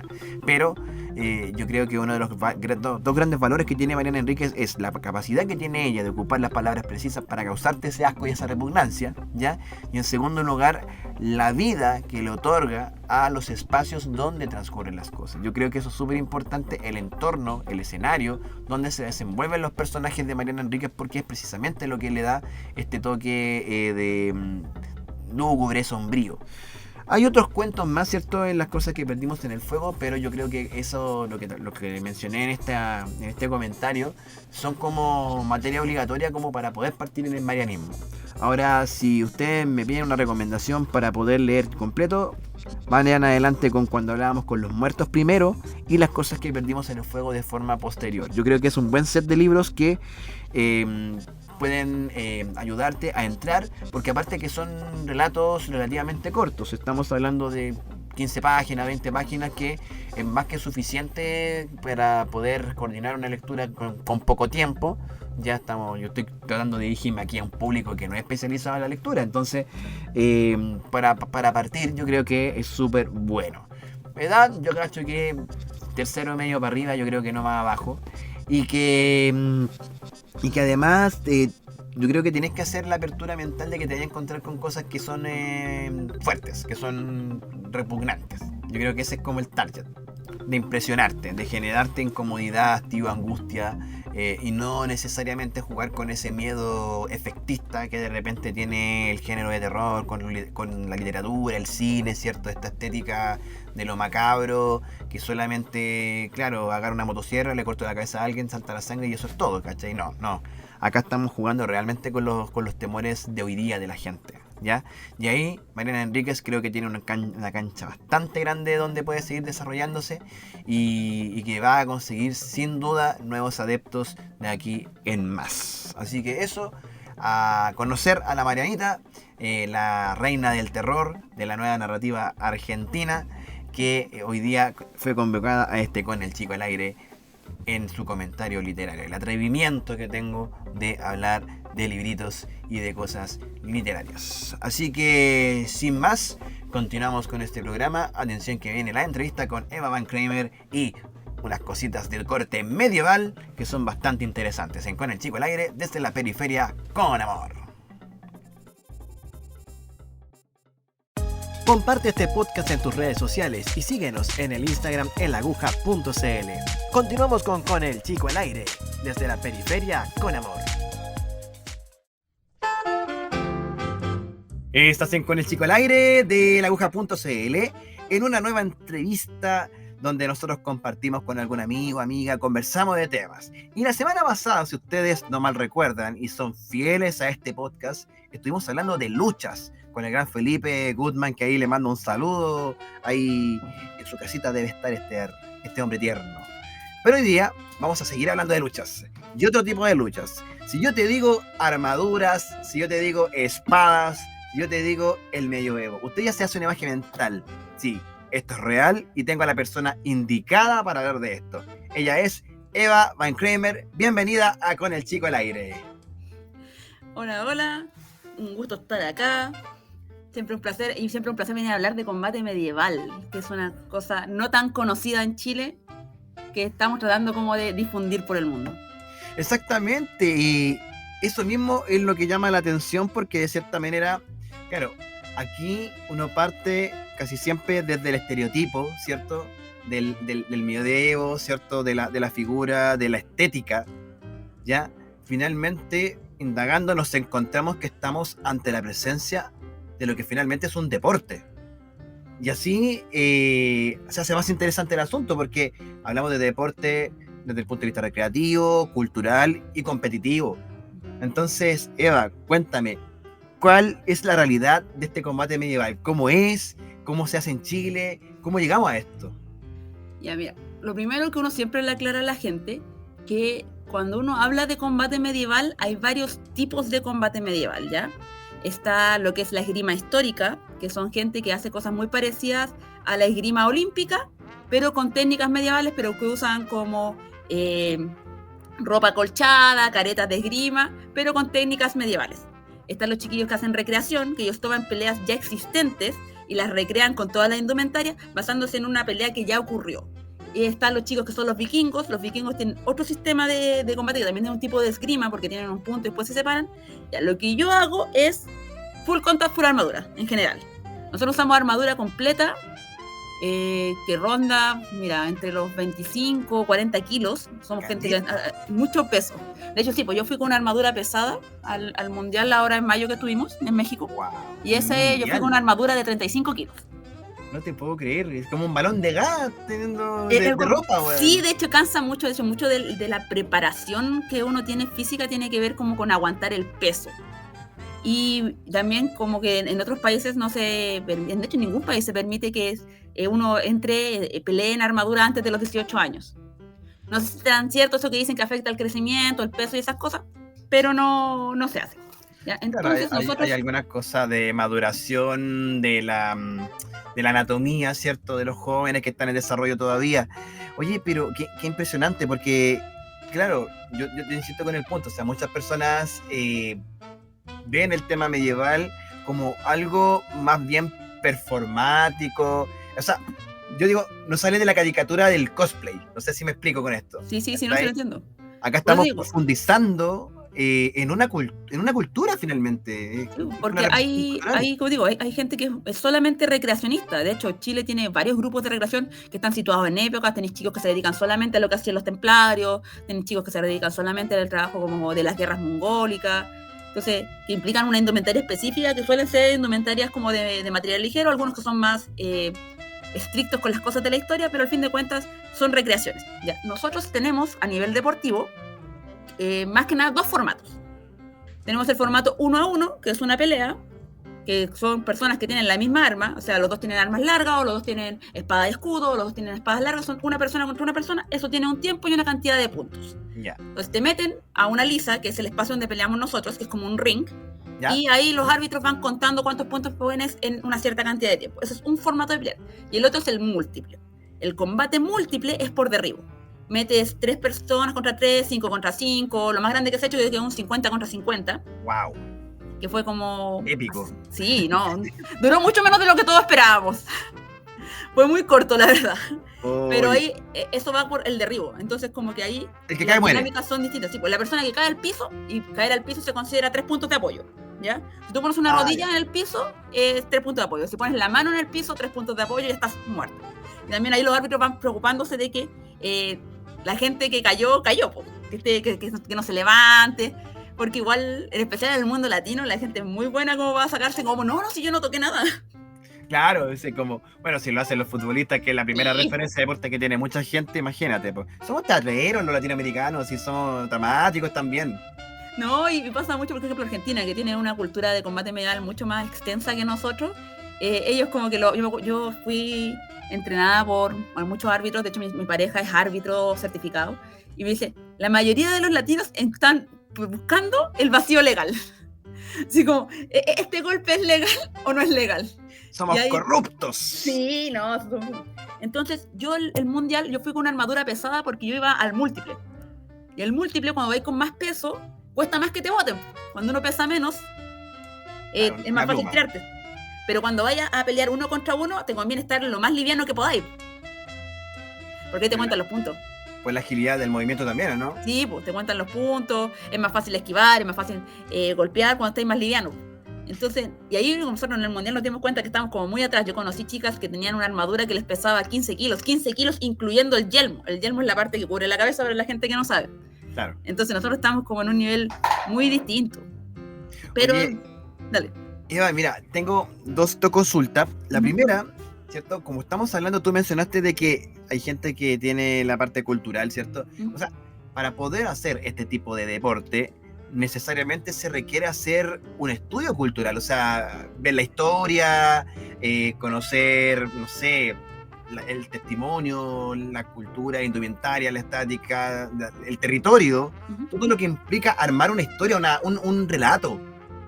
O sea, ¿Cómo se trabaja eso? hay una exigencia deportiva de historicidad. De hecho, hay un comité de historicidad que se preocupa que toda tu indumentaria sea acorde a un periodo y a una geografía específica. Mira, Porque no es lo mismo estar en 1500 en Inglaterra que en España del Sur, po. Son armaduras completamente distintas. imagínate. Entonces se preocupan de que todo, que tu yelmo, tu cota, sean más o menos del mismo siglo. Entonces uno tiene que preguntar cuando se va a comprar algo, porque uno por lo general nadie se compra la armadura completa porque es un costo aprox de 2 palos. Así que uno se va comprando por partes. Entonces cuando uno va comprando por partes, uno va y le pregunta al comité de historicidad, oye, ¿esta pieza la puedo juntar con el set que yo tengo? Junta, y no me la compro. No, y aparte que, claro, no son cosas fáciles de fabricar, ni de encontrar, ni nada, y tienes que tú responder también a una cosa reglamentaria, Uh-huh. de que más encima sea funcional. O sea, es un montón de factores que al mismo tiempo hacen de que este deporte también deje entrever de que requiere mucho apoyo también financiero, requiere un apoyo también de gente que esté metida en el asunto, perseverante, tema de disciplina también, porque estamos hablando de un deporte de lucha. Bueno, cualquier deporte de por sí requiere disciplina, Uh-huh. pero sobre todo en este, donde mantener la concentración, mantener no solamente el tema de la competitividad, sino también el rollo histórico y el relato que tú tienes que seguir manteniendo una vez que estás luchando. ¿No? Y va como muy transversal porque una cosa es la armadura, pero cada equipo tiene sus emblemas y los emblemas también tienen que ser históricos, tienen que estar como con la heráldica, que se le llama, que tengas como figuras históricas, que tengas como escudos que sean como históricos con la época. Y por ejemplo nosotros en Chile y casi toda Latinoamérica en general hacemos las piezas nosotros mismos, porque si no, lo que te cuesta traerlas de Europa, que son donde sale más barato y tienen como mejores metales, te va a salir mucho más caro, y dos, de repente no te quedan tan bien. De repente como que no te ajusta tan bien al cuerpo. Entonces como que la preferimos hacer uno, entonces uno va de poquito como con gente que se ha ido especializándose en estas cosas. Argentina también es muy entretenido eso. De hecho hay un equipo de Argentina que dicen que como que roban chatarra. Como que de repente es como, esta cuestión era parte de un auto, como que vi una pieza por dentro y como que poco menos que le veis la patente de dónde se la robaron. Claro, sacan una patente, una chapa de micro ahí para Sí, hacerse ¿no? una Le dan hombrera. vuelta, la golpean harto, la pintan, vamos. Qué buena. Oye, en todo caso, justamente que hablabas de Argentina, yo, bueno, estaba averiguando un poco del tema. Oye, había un sector, un lugar donde hacían como una gran final de 150 contra 150, weón, calita. Ese fueron los 10 años del Battle of the Nation. El Battle of the Nation fue el primer mundial de combate medieval, que estaba, porque el combate medieval por parte de HMB, Historical Medieval Battle, era una institución rusa, ¿ya? Entonces los rusos llevaron la batuta mucho tiempo en el combate medieval. Ellos hicieron los primeros mundiales y con su aniversario 10 hicieron un 50 versus 50, y cuando terminó ese dijeron como, hoy juntemos los equipos, llegamos a un 150 versus 150, que también duró muy poco. Pero después vino el COVID y después vino la guerra ruso-ucrania, entonces esa federación está muerta hasta nuevo aviso. Entonces lo que se está trabajando hoy en día es con IMCF, que es International Medieval Combat Federation, que es una entidad ucraniana, que son los que hacen los mundiales ahora. Pero igual hay otras entidades que tienen sus propios ligas. Por ejemplo, Estados Unidos tiene una cosa llamada la CW, y de hecho Estados Unidos, ahora que está tanto Rusia como Ucrania en guerra, son los que lo están llevando en combate medieval. En el último mundial ganaron como 18 medallas. Era una brutalidad. Llevaron mucha gente. Y eso lo interesante que tú estás diciendo, porque al ser el deporte, ¿cierto? Llama la atención que es federado. O sea, no es un deporte olímpico propiamente tal, la esgrima medieval o el combate medieval, pero es federado. O sea, hay un esfuerzo mancomunado para poder mantener la actividad a un nivel competitivo y serio. Entonces, me gustaría que me contaras cómo ustedes en Chile se organizan para eso. Nosotros somos un desastre. Hay un espíritu muy de ambiente de combate medieval, de que queremos convertir el combate medieval en un deporte. Hemos tenido ciertos deslices con eso, porque de hecho, uno para convertirse en un deporte en Chile tiene que enviar una carta al Instituto de Deporte, el IND, creo que. ¿Ya? Uno manda una carta con todos los antecedentes, cuánto tiempo lleva el deporte en Chile, de qué se trata, y el IND chileno tiene varias cosas. Primero, está muy quisquilloso con todo lo que es combate, ¿ya? En general. Ok. Todas las que son prácticas de combate están como muy quisquilloso con eso. De hecho, el combate Jedi, que es como una talla que se da mucho en combate, porque el combate Jedi es deporte. Es como, ellos son deporte y nosotros no somos deporte. Ellos que Mira. pelean con espadas láser son un deporte Claro. reconocido en Chile. ¿Y de dónde sacan el láser, po, weón? Es decir, como... Tipo, porque ellos no se hacen daño, po. Está hecho de cierta forma para que no te genere ningún daño a ti ni a tu oponente. Y nosotros en el combate medieval igual siempre hay un cierto nivel de riesgo, a pesar de que hay mucho trabajo de arbitraje para que esas cosas no ocurran y cada vez es menos frecuente que hayan lesiones. Pero como que se mandó una carta, la carta fue rechazada, estamos tratando de mandar otra, estamos como tratando de resolver eso. Pero sin embargo, en el último mundial tuvimos la buena fortuna que varias cosas pasaron en el último mundial. Primero, Chile fue como equipo múltiple por primera vez en la historia de Chile, ¿ya? Y eso se debe principalmente a que fue el mundial en México. Entonces, la mayoría de las veces, como todos los deportes que no son fútbol, se paga uno mismo el pasaje. Era mucho más económico mandar una comitiva grande a México que mandarla a República Checa. Claro, claro. Entonces, Oye, pero yo me decía múltiple. Ay, ¿qué quiere decir múltiple? que van a los grupales, a los que te decía que son por derribos. ¿Ya? Ya, Chile por primera vez va a los grupales, ¿ya? Por una cosa como histórica, el combate grupal siempre fue como por encima de los duelos. Siempre fue esta cosa más violenta, más que de hecho en un comienzo se podían hacer muchas más cosas en los grupales, porque era como al derribo y te dejaban que para derribar al otro hiciera casi todo. Y ahora ha sido más normando. Entonces el grupal siempre fue más espectáculo para el público, por lo tanto siempre tuvo más apoyo. Entonces cuando tú ibas como duelista en 1 vs 1, pero no ibas a múltiples, casi no se te consideraba país. De hecho, en tu primera instancia, si tú no tenías múltiples, tú no podías ir a duelo. La primera vez que Chile fue a un mundial fue como mercenario en los múltiples, porque no te dejaban participar en los duelos si tú no tenías tu equipo propio de múltiples. Mira. Entonces que Chile lograra por primera vez tener el equipo de 5 vs 5, tanto para el masculino como para el femenino, fue como el gran avance que nunca se había hecho, porque primera vez estamos como existiendo como país, ¿ya? A pesar de que bueno, las chicas no nos fue tan mal, las chicas sacamos 3er lugar como Chile, pero los chicos... Vale. Es que también hay menos chicas, hay que reconocer eso, que hay menos chicas, nos tocó pelear contra menos gente, pero tampoco es menor, porque los chiquillos igual, los chiquillos les tocó pelear con muchos, les tocó pelear con Alemania, con Brasil, y los chicos al final hicieron una coalición en el 16 vs 16, porque había 5 vs 5, 10 vs 10 y 16 contra 16. Los chicos se metieron casi todo el equipo chileno de los hombres se metió en una coalición con Finlandia y era el otro que andaban, los canadienses creo que eran. Y los chicos llegaron a 3er lugar, muy orgullosos de su 3er lugar también, porque le ganaron a una coalición de Brasil-Ucrania. Ah, buenardo, po. Sí. Ucrania son unos maestros, a pesar de que los Bélicos por árbitros, sí solos, po.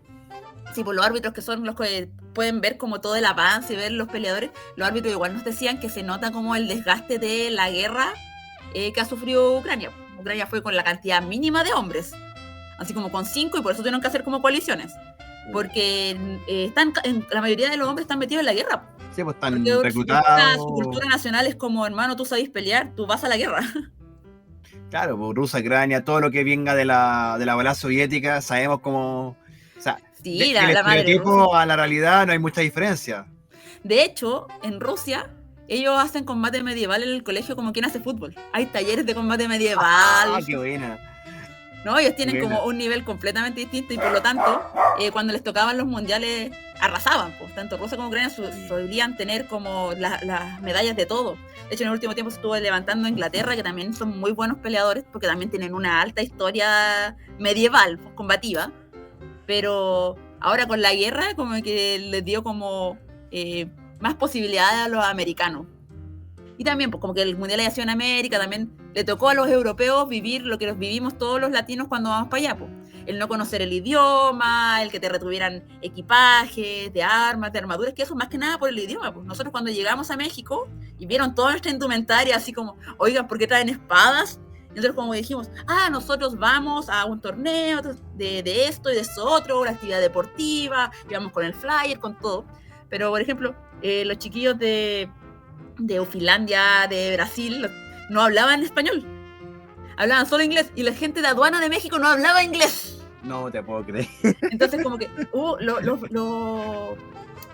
los brasileños perdieron casi todas las armas. No, qué mal. Porque no les dejaban pasar las armas. Pésimo. Y no me acuerdo qué equipo de Europa les quitaron como una armadura completa, porque las armaduras de nosotros, con el cariño que le tengo al mundo latino, en verdad muchas se ven como lata doblada.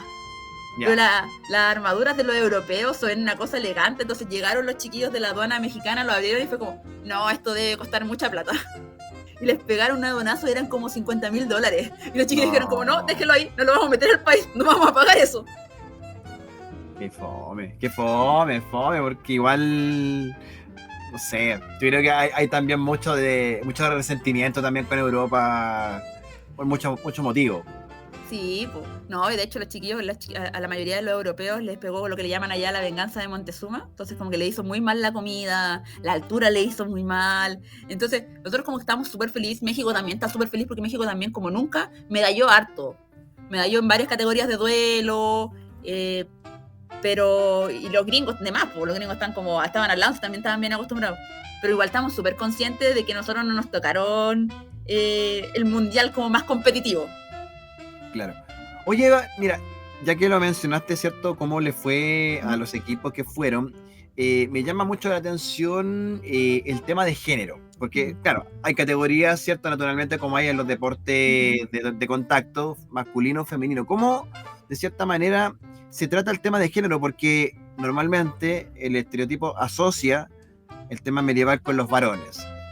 Y estamos hablando, ¿cierto?, con una luchadora. Entonces, ¿cómo ustedes se enfrentan eso? Porque seguramente deben más de alguna vez hacerle esta pregunta, ¿cierto? La misma que estoy haciendo yo, pero ¿cómo también ustedes acercan a las mujeres a esta actividad? Mira, en primer lugar, que es una cosa que hay que reconocer profundamente, este deporte no existía para las mujeres, así de simple. No era una realidad hasta, ¿cómo se llama? Había una chica argentina cuyo marido era peleador argentino también muy bueno de combate medieval, y la mina se involucró y abrió las categorías femeninas, porque si no, no existían. Los europeos tampoco tenían como mucho interés, a pesar de que también arrasaban en las femeninas, tampoco tenían mucho interés. Entonces vino una Argentina y dijo, oye, abrámosla, ¿ya? Y de todas formas es muy complicado hacer que lleguen chicas, porque el acercamiento, tú tienes que pensar que el acercamiento en general a este deporte, la mayoría de la gente que llega a este deporte nos llega, o gente que le gustaba mucho la época medieval, gente que soñó con una armadura, gente que es media afín como al el anime, los fanáticos de Berserk, tapado. Yeah. Okay. Tapado en gente que se dedica a eso, que les gustaba mucho, entonces gente viene mucho por ahí, mucho por la combatida, pero la mayoría de las chicas vienen solamente por el afán competitivo, que también hay chicos que vienen por eso, hay chicos que venían como de lema o de la esgrima y decidieron ir a algo como más agresivo y dijeron como, oye, existe esta cuestión, hagámosla. Entonces como que está eso, que la mayoría de las chicas vienen con un espíritu más deportivo que por estas cosas como románticas de la Edad Media, porque la mayoría de las chicas que le encuentran romántico la Edad Media hacen cosplay, fin. Claro. ¿Para qué me voy a hacer la vida difícil si puedo hacerlo en formato cosplay? No. Y aparte que también, o sea, hay que ponerse en el contexto de la época que está representando, ¿cachai? O sea, figuras femeninas, lamentablemente la historia ha levantado a muy pocas. Sabemos los motivos, ¿cierto? Uh-huh. Del tema de la casa de brujas y un montón de cosas, o sea, cosas que hemos estudiado con la historia. Entonces, claro, por eso parece relevante mencionar cómo, porque ponte tú, alguien escucha este podcast, una mujer que quiere conocer este mundo, y claro, típico cosplay de la princesita, de la brujita, ¿cachai? No, o sea, hay mujeres que son guerreras y quieren pelear. Entonces, de hecho, ¿dónde la llevamos a pelear? Hace un par de años, antes como de la pandemia y antes que se cayera la parte rusa, hubo una discusión súper grande porque para el Día de la Mujer, la Federación Envia sube una ilustración así como de felicitación a todas las mujeres involucradas en el deporte, y la ilustración que suben es un weón en armadura dándole un beso a una mina vestida con ropa medieval.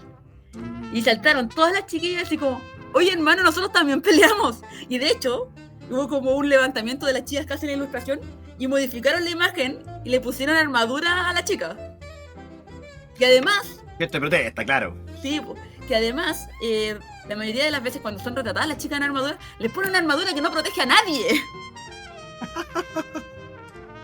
Sí, es verdad, te ponen una armadura que es como, hermano, esos brazales no van a detener ninguna arma, esa cota de malla translúcida, créeme que no te va a detener en caso de que te golpeen. De cagado no le ponen un bikini de metal, pues, Exacto, que pasa en muchos juegos, que también hay mucha gente, chicos que vienen desde la parte de los juegos medievales también a integrar este deporte. O sea, desde el mundo masculino hay muchos nichos que pueden desembocar en combate medieval, pero del mundo femenino no hay tantos.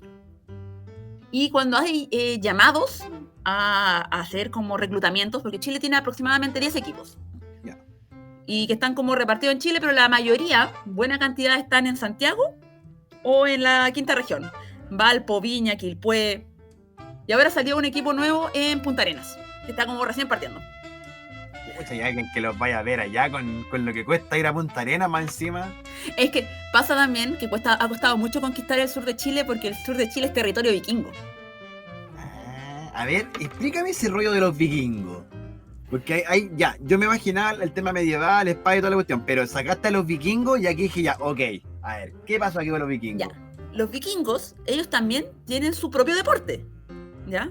Ellos tienen 2 formatos de lucha, pero ellos tienen un deporte que, como digo, es mucho más parecido a la esgrima. Entonces ellos no se pueden golpear onda del codo hacia la mano ni de las rodillas hacia los pies. Ellos solamente golpe hacia el cuerpo y solamente el toque. Ellos tocan y paran, porque tienen muchas menos protecciones, pues. Claro. Entonces ellos funcionan con una dinámica deportiva distinta, y si no me equivoco ellos principalmente vienen de Estados Unidos. La mayoría de estos tipos de combate deportivo que tienen ellos tiene una historia más gringa. No fue como, a pesar de que los vikingos no son americanos, como todos sabemos, pero no hay como tanto surgimiento a nivel europeo de los vikingos. Entonces los vikingos son gente mucho más cercana a la historia. Ellos como que tratan de ser como lo más históricos posibles, porque deportivamente tampoco son tan competitivos, y también su forma de combatir tampoco es tan atractiva como la que hacemos nosotros, que es más violenta. Claro, porque... Sin embargo, el sur de Chile, que es conocido como, por ejemplo, lo que pasa como con Chiloé, Puerto Montt, Puerto Varas, eso ya es como muy la Tierra Media chilena. Está muy embutido en lo que es la fantasía para ese aspecto. O sea, allá los vikingos, con toda la parte que es más histórica, más parafernalia, tienen como tomado casi todo ese territorio. Entonces cuesta mucho entre la gente que le interesa lo medieval, como decirles como, oye, no te metas a los vikingos, métete con nosotros. Y es muy difícil que alguien haga las dos cosas. Tienes gente que hace EMA es la esgrima histórica, y hace combate medieval, o hace lucha vikinga y hace EMA, pero combate medieval y vikingos no se hace. La gente no cruza esa línea. Ya, es como un pacto tácito así de no cruzar esa línea. Oye, sí, porque me llama la atención. Claro, den cuenta que los vikingos, ¿cierto? Y sobre todo esta zona de la Tierra Media, entre comillas, que dice, son más performáticos, son más de representación, ¿cierto? Más fidelidad a la realidad. O sea, más como un pasatiempo, por decirlo, entretenerse con esto, vivir de cierta forma la magia que tiene esto.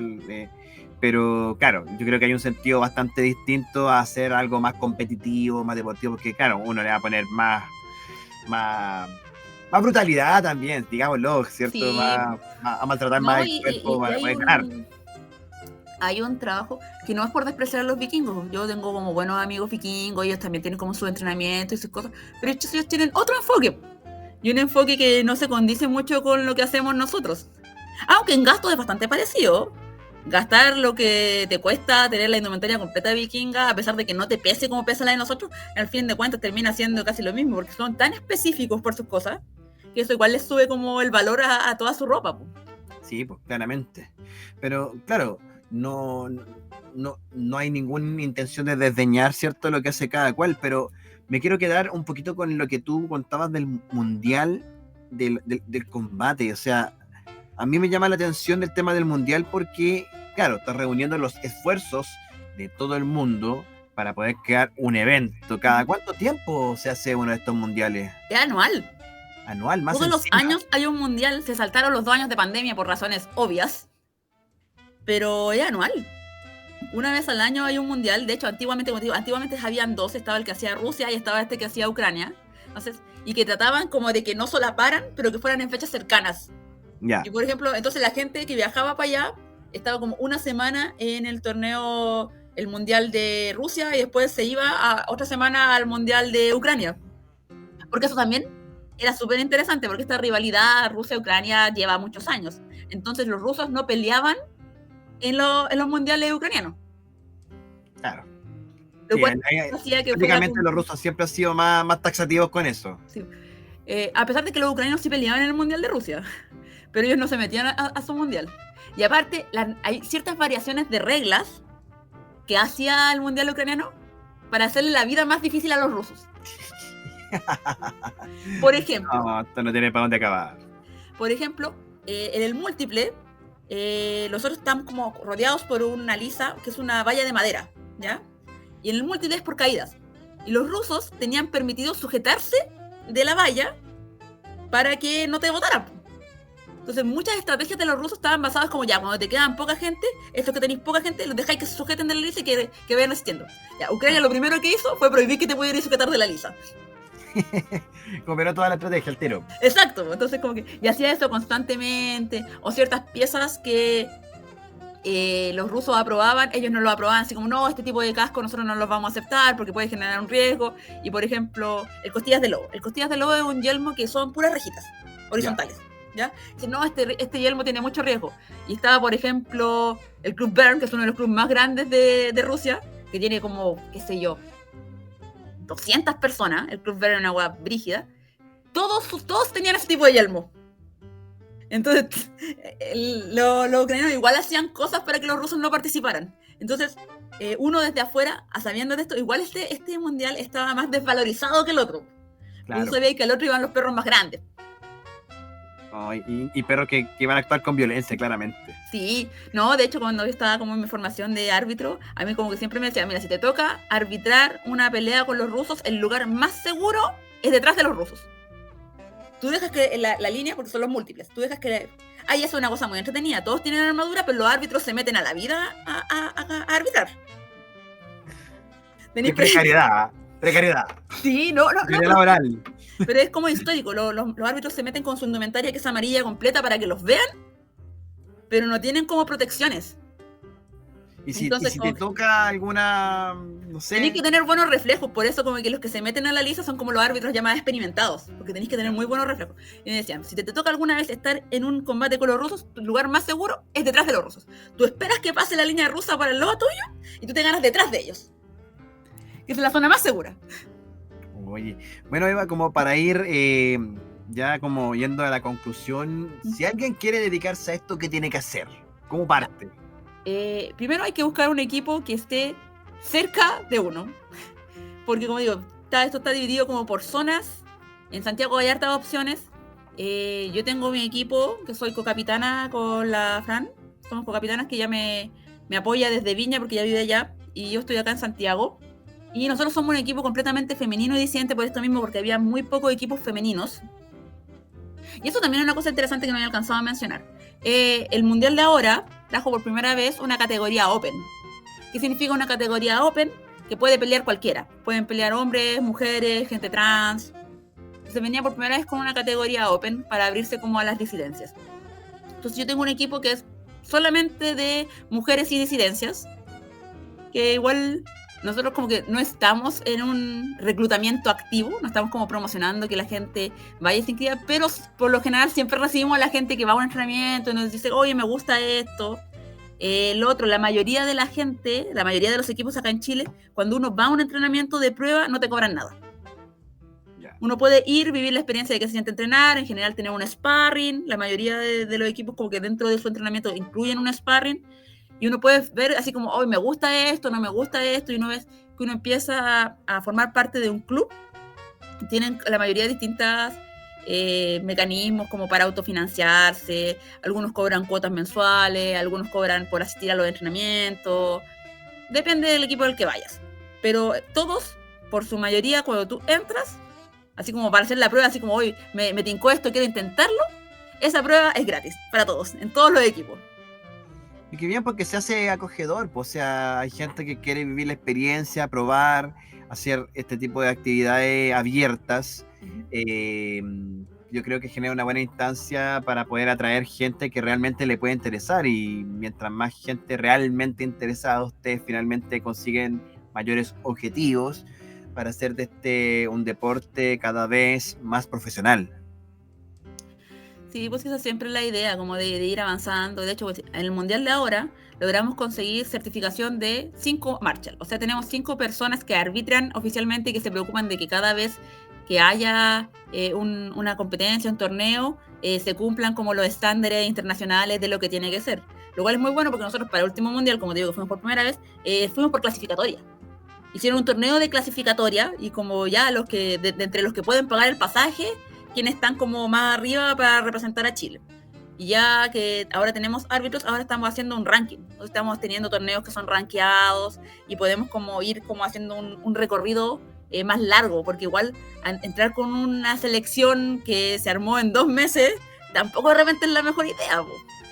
No, claramente. Hay que darle un poquito de trayectoria, un poquito de hilo, ¿cierto? Para que sea más competitiva y se consiga resultados, porque igual los resultados hacen que la moral del equipo también suba. Sí, pues sí que ahora estamos como muy en eso, estamos como teniendo un torneo más serios. De hecho, hay un torneo ahora en Viña el 18 de agosto. El último torneo lo habíamos tenido el 13 de este mismo mes, el 13 de julio, que fue en Cerrillos, Cerro Navia, no me acuerdo exactamente. Que ahí tuvimos Hay un cerro. algo de eso, un torneo certificado como con todas las de la ley, y ahora vamos a tener otro en Viña.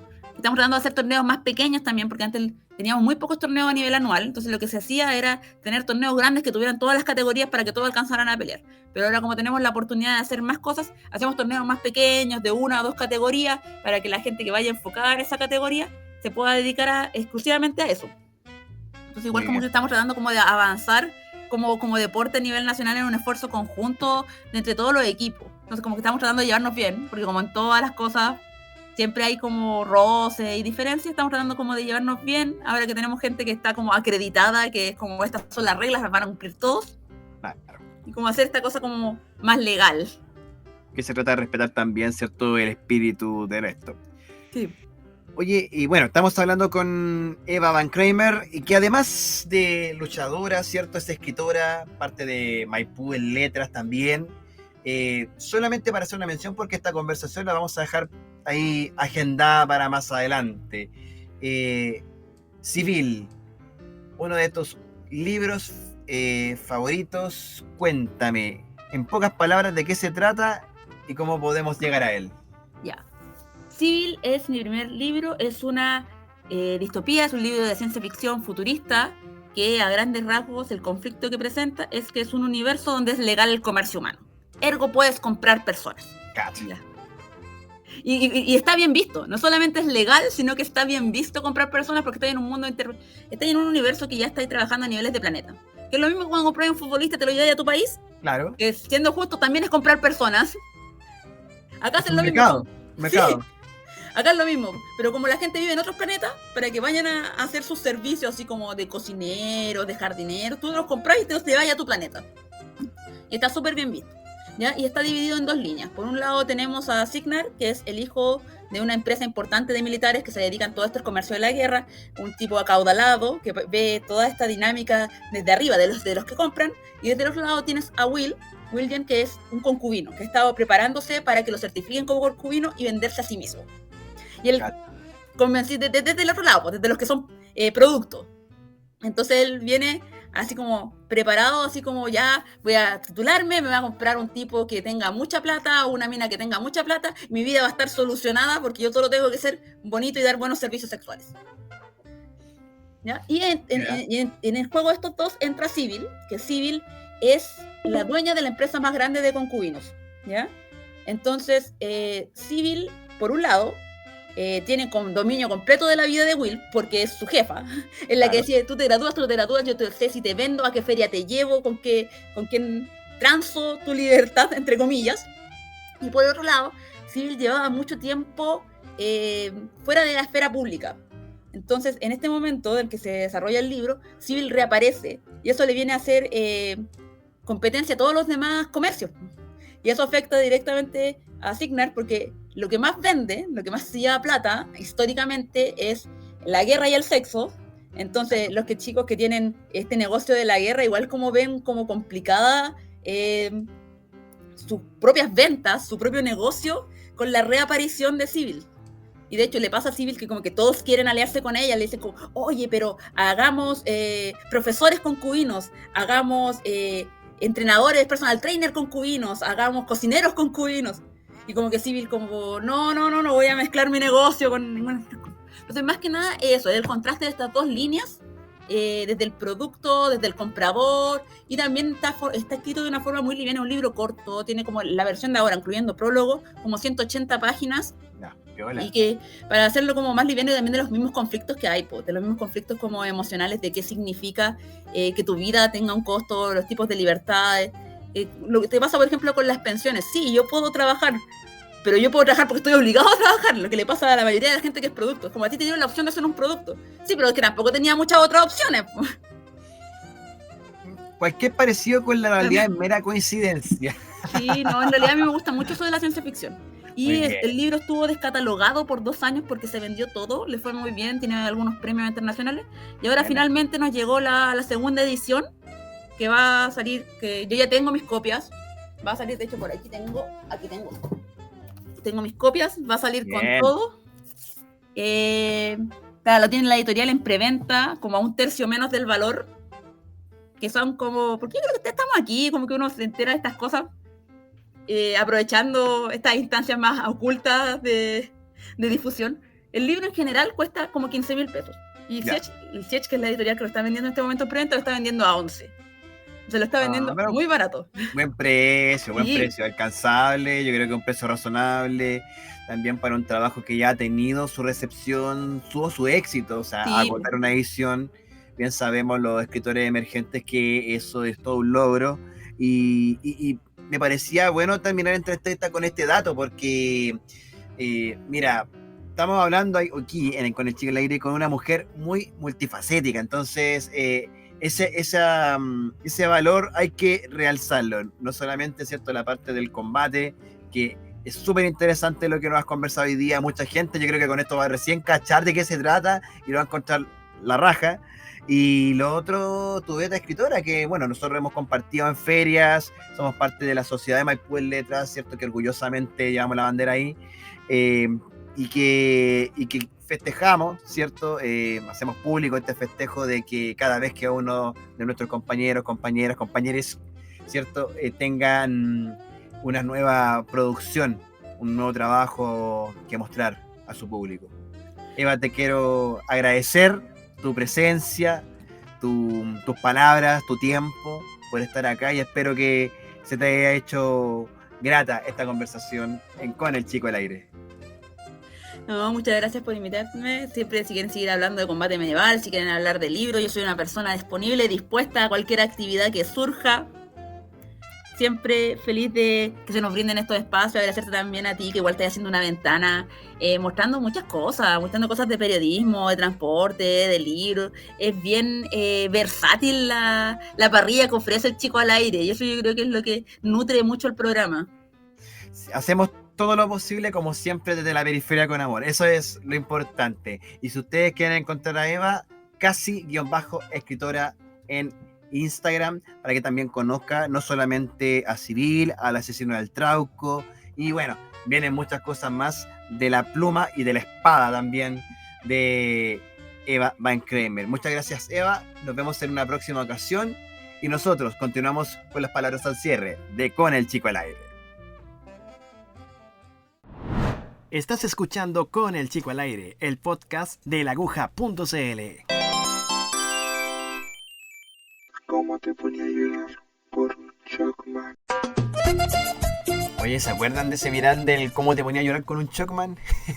Que tuve un recuerdo ahí salvaje que apareció en estos virales. Bueno, usted sabe que de repente saco temas de estas cosas que aparecen en los virales de Facebook, de Instagram. Bueno, todavía reviso Facebook, eso no se quita, ahí saqué mi lado boomer de la fuerza.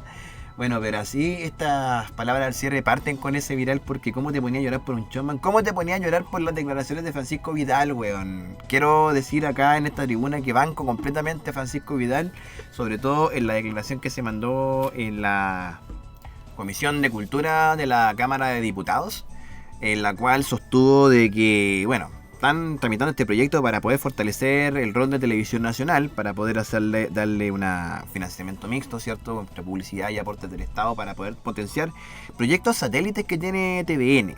Ya a saber, por ejemplo, potenciar canales culturales, las plataformas, ¿cierto? Porque usted debe saber que TVN no solamente tiene el canal principal, sino que también, por ejemplo, tiene NTV, que es este canal para niños, ¿ya?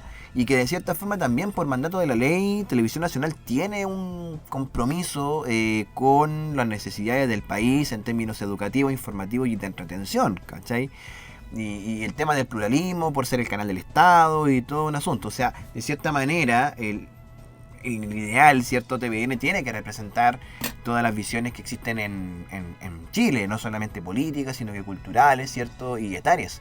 Y el punto es que, claro, dentro de su defensa, Vidal sostiene que TVN tiene que hacer hincapié, ¿cierto?, en la subsistencia de la televisión pública como una necesidad del país de poder, por lo menos, tener una plataforma que pueda representar a la mayoría de los chilenos, ¿ya? Que tengan ese espacio, toda vez que, claramente, por temas de línea editorial, cuando tú tienes una concentración de medios de comunicación privados, claramente estos medios de comunicación responden a intereses de los privados. Por muy pluralistas que pretendan ser, siempre hay una línea editorial que filtra los contenidos o produce sesgos también en cómo se tratan las informaciones, principalmente, ¿cierto?, noticiosas. O sea, la comprobación de esto la tenemos en lo que hemos dicho antes, el tema de los matinales, como cuánto tiempo distribuyen, ¿cierto?, para dar cierto tipo de discursos, cierto tipo de noticias, y que hoy día, por ejemplo, tienen efectos en la gente. O sea, la percepción de inseguridad, ¿cierto?, ha aumentado drásticamente, sobre todo desde marzo de 2022, porque la agenda de noticiosa, ¿cierto?, se ha volcado al tema de la delincuencia y la violencia, en términos de que sí, si bien existe, pero la cantidad de delitos tampoco es que haya subido de la misma manera, como también como proporcionar a la cobertura que ha tenido, ¿cierto?, en los medios de comunicación este tipo de situaciones. Vidal sostuvo que es necesario que haya una televisión pública para distinguirse, ¿cierto?, de los intereses particulares que pueden tener grupos económicos como Luxic, Canal 13, ¿cierto?, y Heller de Mega Media, ¿cierto?, que es como la matriz que tiene Mega con sus 1000 canales que han sacado. Y los weones de Mega y Canal 13 respondieron enojados, totalmente ofendidos ya, de que los están menospreciando. Oye, weón, si les acaban de decir la verdad, weón. ¿Cachai? Mega dice que el señor Vidal no hace más que faltar el respeto a cientos de trabajadores de Mega Media, y que también Canal 13 habla también que son ofensivos las declaraciones, ¿cierto?, a los recursos humanos que tienen ellos, que sostienen el canal y sus contenidos. Pero hay que ser claros, uno cuando conoce el periodismo, ¿cierto?, sabemos que tenemos personas dentro de la profesión que tratan de hacer la pega, y hemos hablado una y otra vez de cómo el pluralismo de repente muere en las intenciones utópicas de los periodistas que salen y que se dan cuenta que va a haber un editor que te va a poner la pata encima porque la línea editorial, porque tal persona dijo que no se puede decir esto, porque este tema no se habla aquí, ya hay que darle esa vuelta. Bueno, no nos engañemos, no nos pisemos la cola, no nos pisemos la capa, weón. Francisco Vidal dijo que es algo muy cierto, weón, y me parece de un descaro, weón, de que Canal 13 y Mega sobre todo, weón, salgan con este tipo de declaraciones, ofendidos totalmente, ¿cierto?, de que sencillamente los individualizaron como canales que transmiten los intereses de quienes son su dueño, cosa que es legítima, ¿ya? Tampoco es una ofensa decir que Luxix, por ejemplo, podría influir en los contenidos de Canal 13 porque esa es su línea editorial, ¿ya? Así lo hizo la Iglesia Católica en su tiempo, así también lo hacía Ricardo Claro, ¿cierto?, con respecto a Megavisión, cuando, bueno, todos es una cosa de la cultura popular ya el tema del quiotazo, ¿cierto? Del piñeragate, que ahí, bueno, metió la cola el dueño del canal, ¿cachai? Entonces, no nos engañemos ni tampoco sigan engañando a la gente con sus weas, ¿cachai? Así Francisco Vidal dio en el callo y soporten, weón, soporten. Si el loco dijo la verdad, así que Francisco Vidal, te banco. Y hablando de periodistas, quiero mandar un especial saludo en esta palabra al cierre a Pamela de Vicenzi, que estuvo de cumpleaños esta semana, porque ha sido una persona del equipo de La Aguja antiguo, ¿cachai? Que siempre está presente con nuestras transmisiones, siempre cuando la llamamos responde, ¿cierto? Así que Pamela, un saludo agujón con motivo de tu cumpleaños el día martes. A la May también, que estuvo el 22, ya, pero esa celebración ya la hicimos, ¿cierto? Ya ahí en la interna estuvimos celebrando con la May Tencha, mi querida pareja, que siempre me está apañando en los proyectos de aguja.cl, de escritos, ¿cierto? Y que de cierta manera no sale acá al aire, ¿cierto? Pero es la persona que me está alentando a continuar con esto día a día. Así que también, Maite, te amo mucho, un abrazo grande y muy feliz cumpleaños. Y para cerrar, ¿cierto? La invitación nuevamente a que me acompañen el 2 de agosto. Estoy muy ansioso, contento por poder presentar un libro otra vez, por poder compartir en Maipú, ¿cierto? En mi tierra, el lugar donde vivo, esta pasión por escribir, ¿cierto? Esta pasión por mostrar lo que hago. Así que nada, invitarlos a que el viernes 2 nos encontremos a las 6:30 en la sala de microcine del Teatro Municipal de Maipú. Es totalmente gratuito, chiquillos, lleguen nomás, va a haber un vinito de honor también ahí para compartir, pero también yo creo que lo que más podría pedir, que es gratis y que es rápido, es la difusión a esta actividad y a las cosas que puedo hacer. Un repost, un compartir, bueno, no cuesta nada y ustedes no saben lo valioso que puede ser para uno, ¿cierto? Compartir ese tipo de publicaciones para que lleguemos finalmente a más gente y tenga la posibilidad de conocer el trabajo que uno hace, que lo hace con mucho cariño, pero también, ¿cierto? Con un afán de poder reivindicar este tipo de trabajos como algo que puede ser productivo, que nos puede dar recursos, ¿cierto? Y vivir también en parte de eso. Así que sin más, agradezco que estén aquí. Les invito a seguir las redes sociales de laaguja.cl en el Instagram y también el Instagram escritor.caludios, donde ahí publico todas las novedades estrictamente literarias. Por supuesto también el catador de galletas, ahí a mediados de semana siempre voy saliendo con algo, ya voy a ir al supermercado a comprar las galletas de la próxima semana. Esta semana fuimos con Maravilla de Macay, mi galleta favorita. Así que bueno, ahí voy a aglutinar todos estos catadores de galletas, ¿cierto? En una historia de esta casa. Así que bueno, mi querida comunidad agujona, muchas gracias por la compañía. Nos vemos la próxima semana, cuídense mucho. Y recuerden, si te gusta, dale los likes correspondientes. Sigue el canal de Spotify que tenemos con El Chico al Aire y el canal de Aguja TV en YouTube. Y por supuesto, si compartes estos podcasts, las publicaciones, estaré muy muy agradecido. Chao y nos vemos la próxima semana. Esto fue Con el Chico al Aire, el podcast, una presentación de elaguja.cl. Síguenos en la cuenta de Instagram elaguja.cl. Comparte y comenta con tus amigos.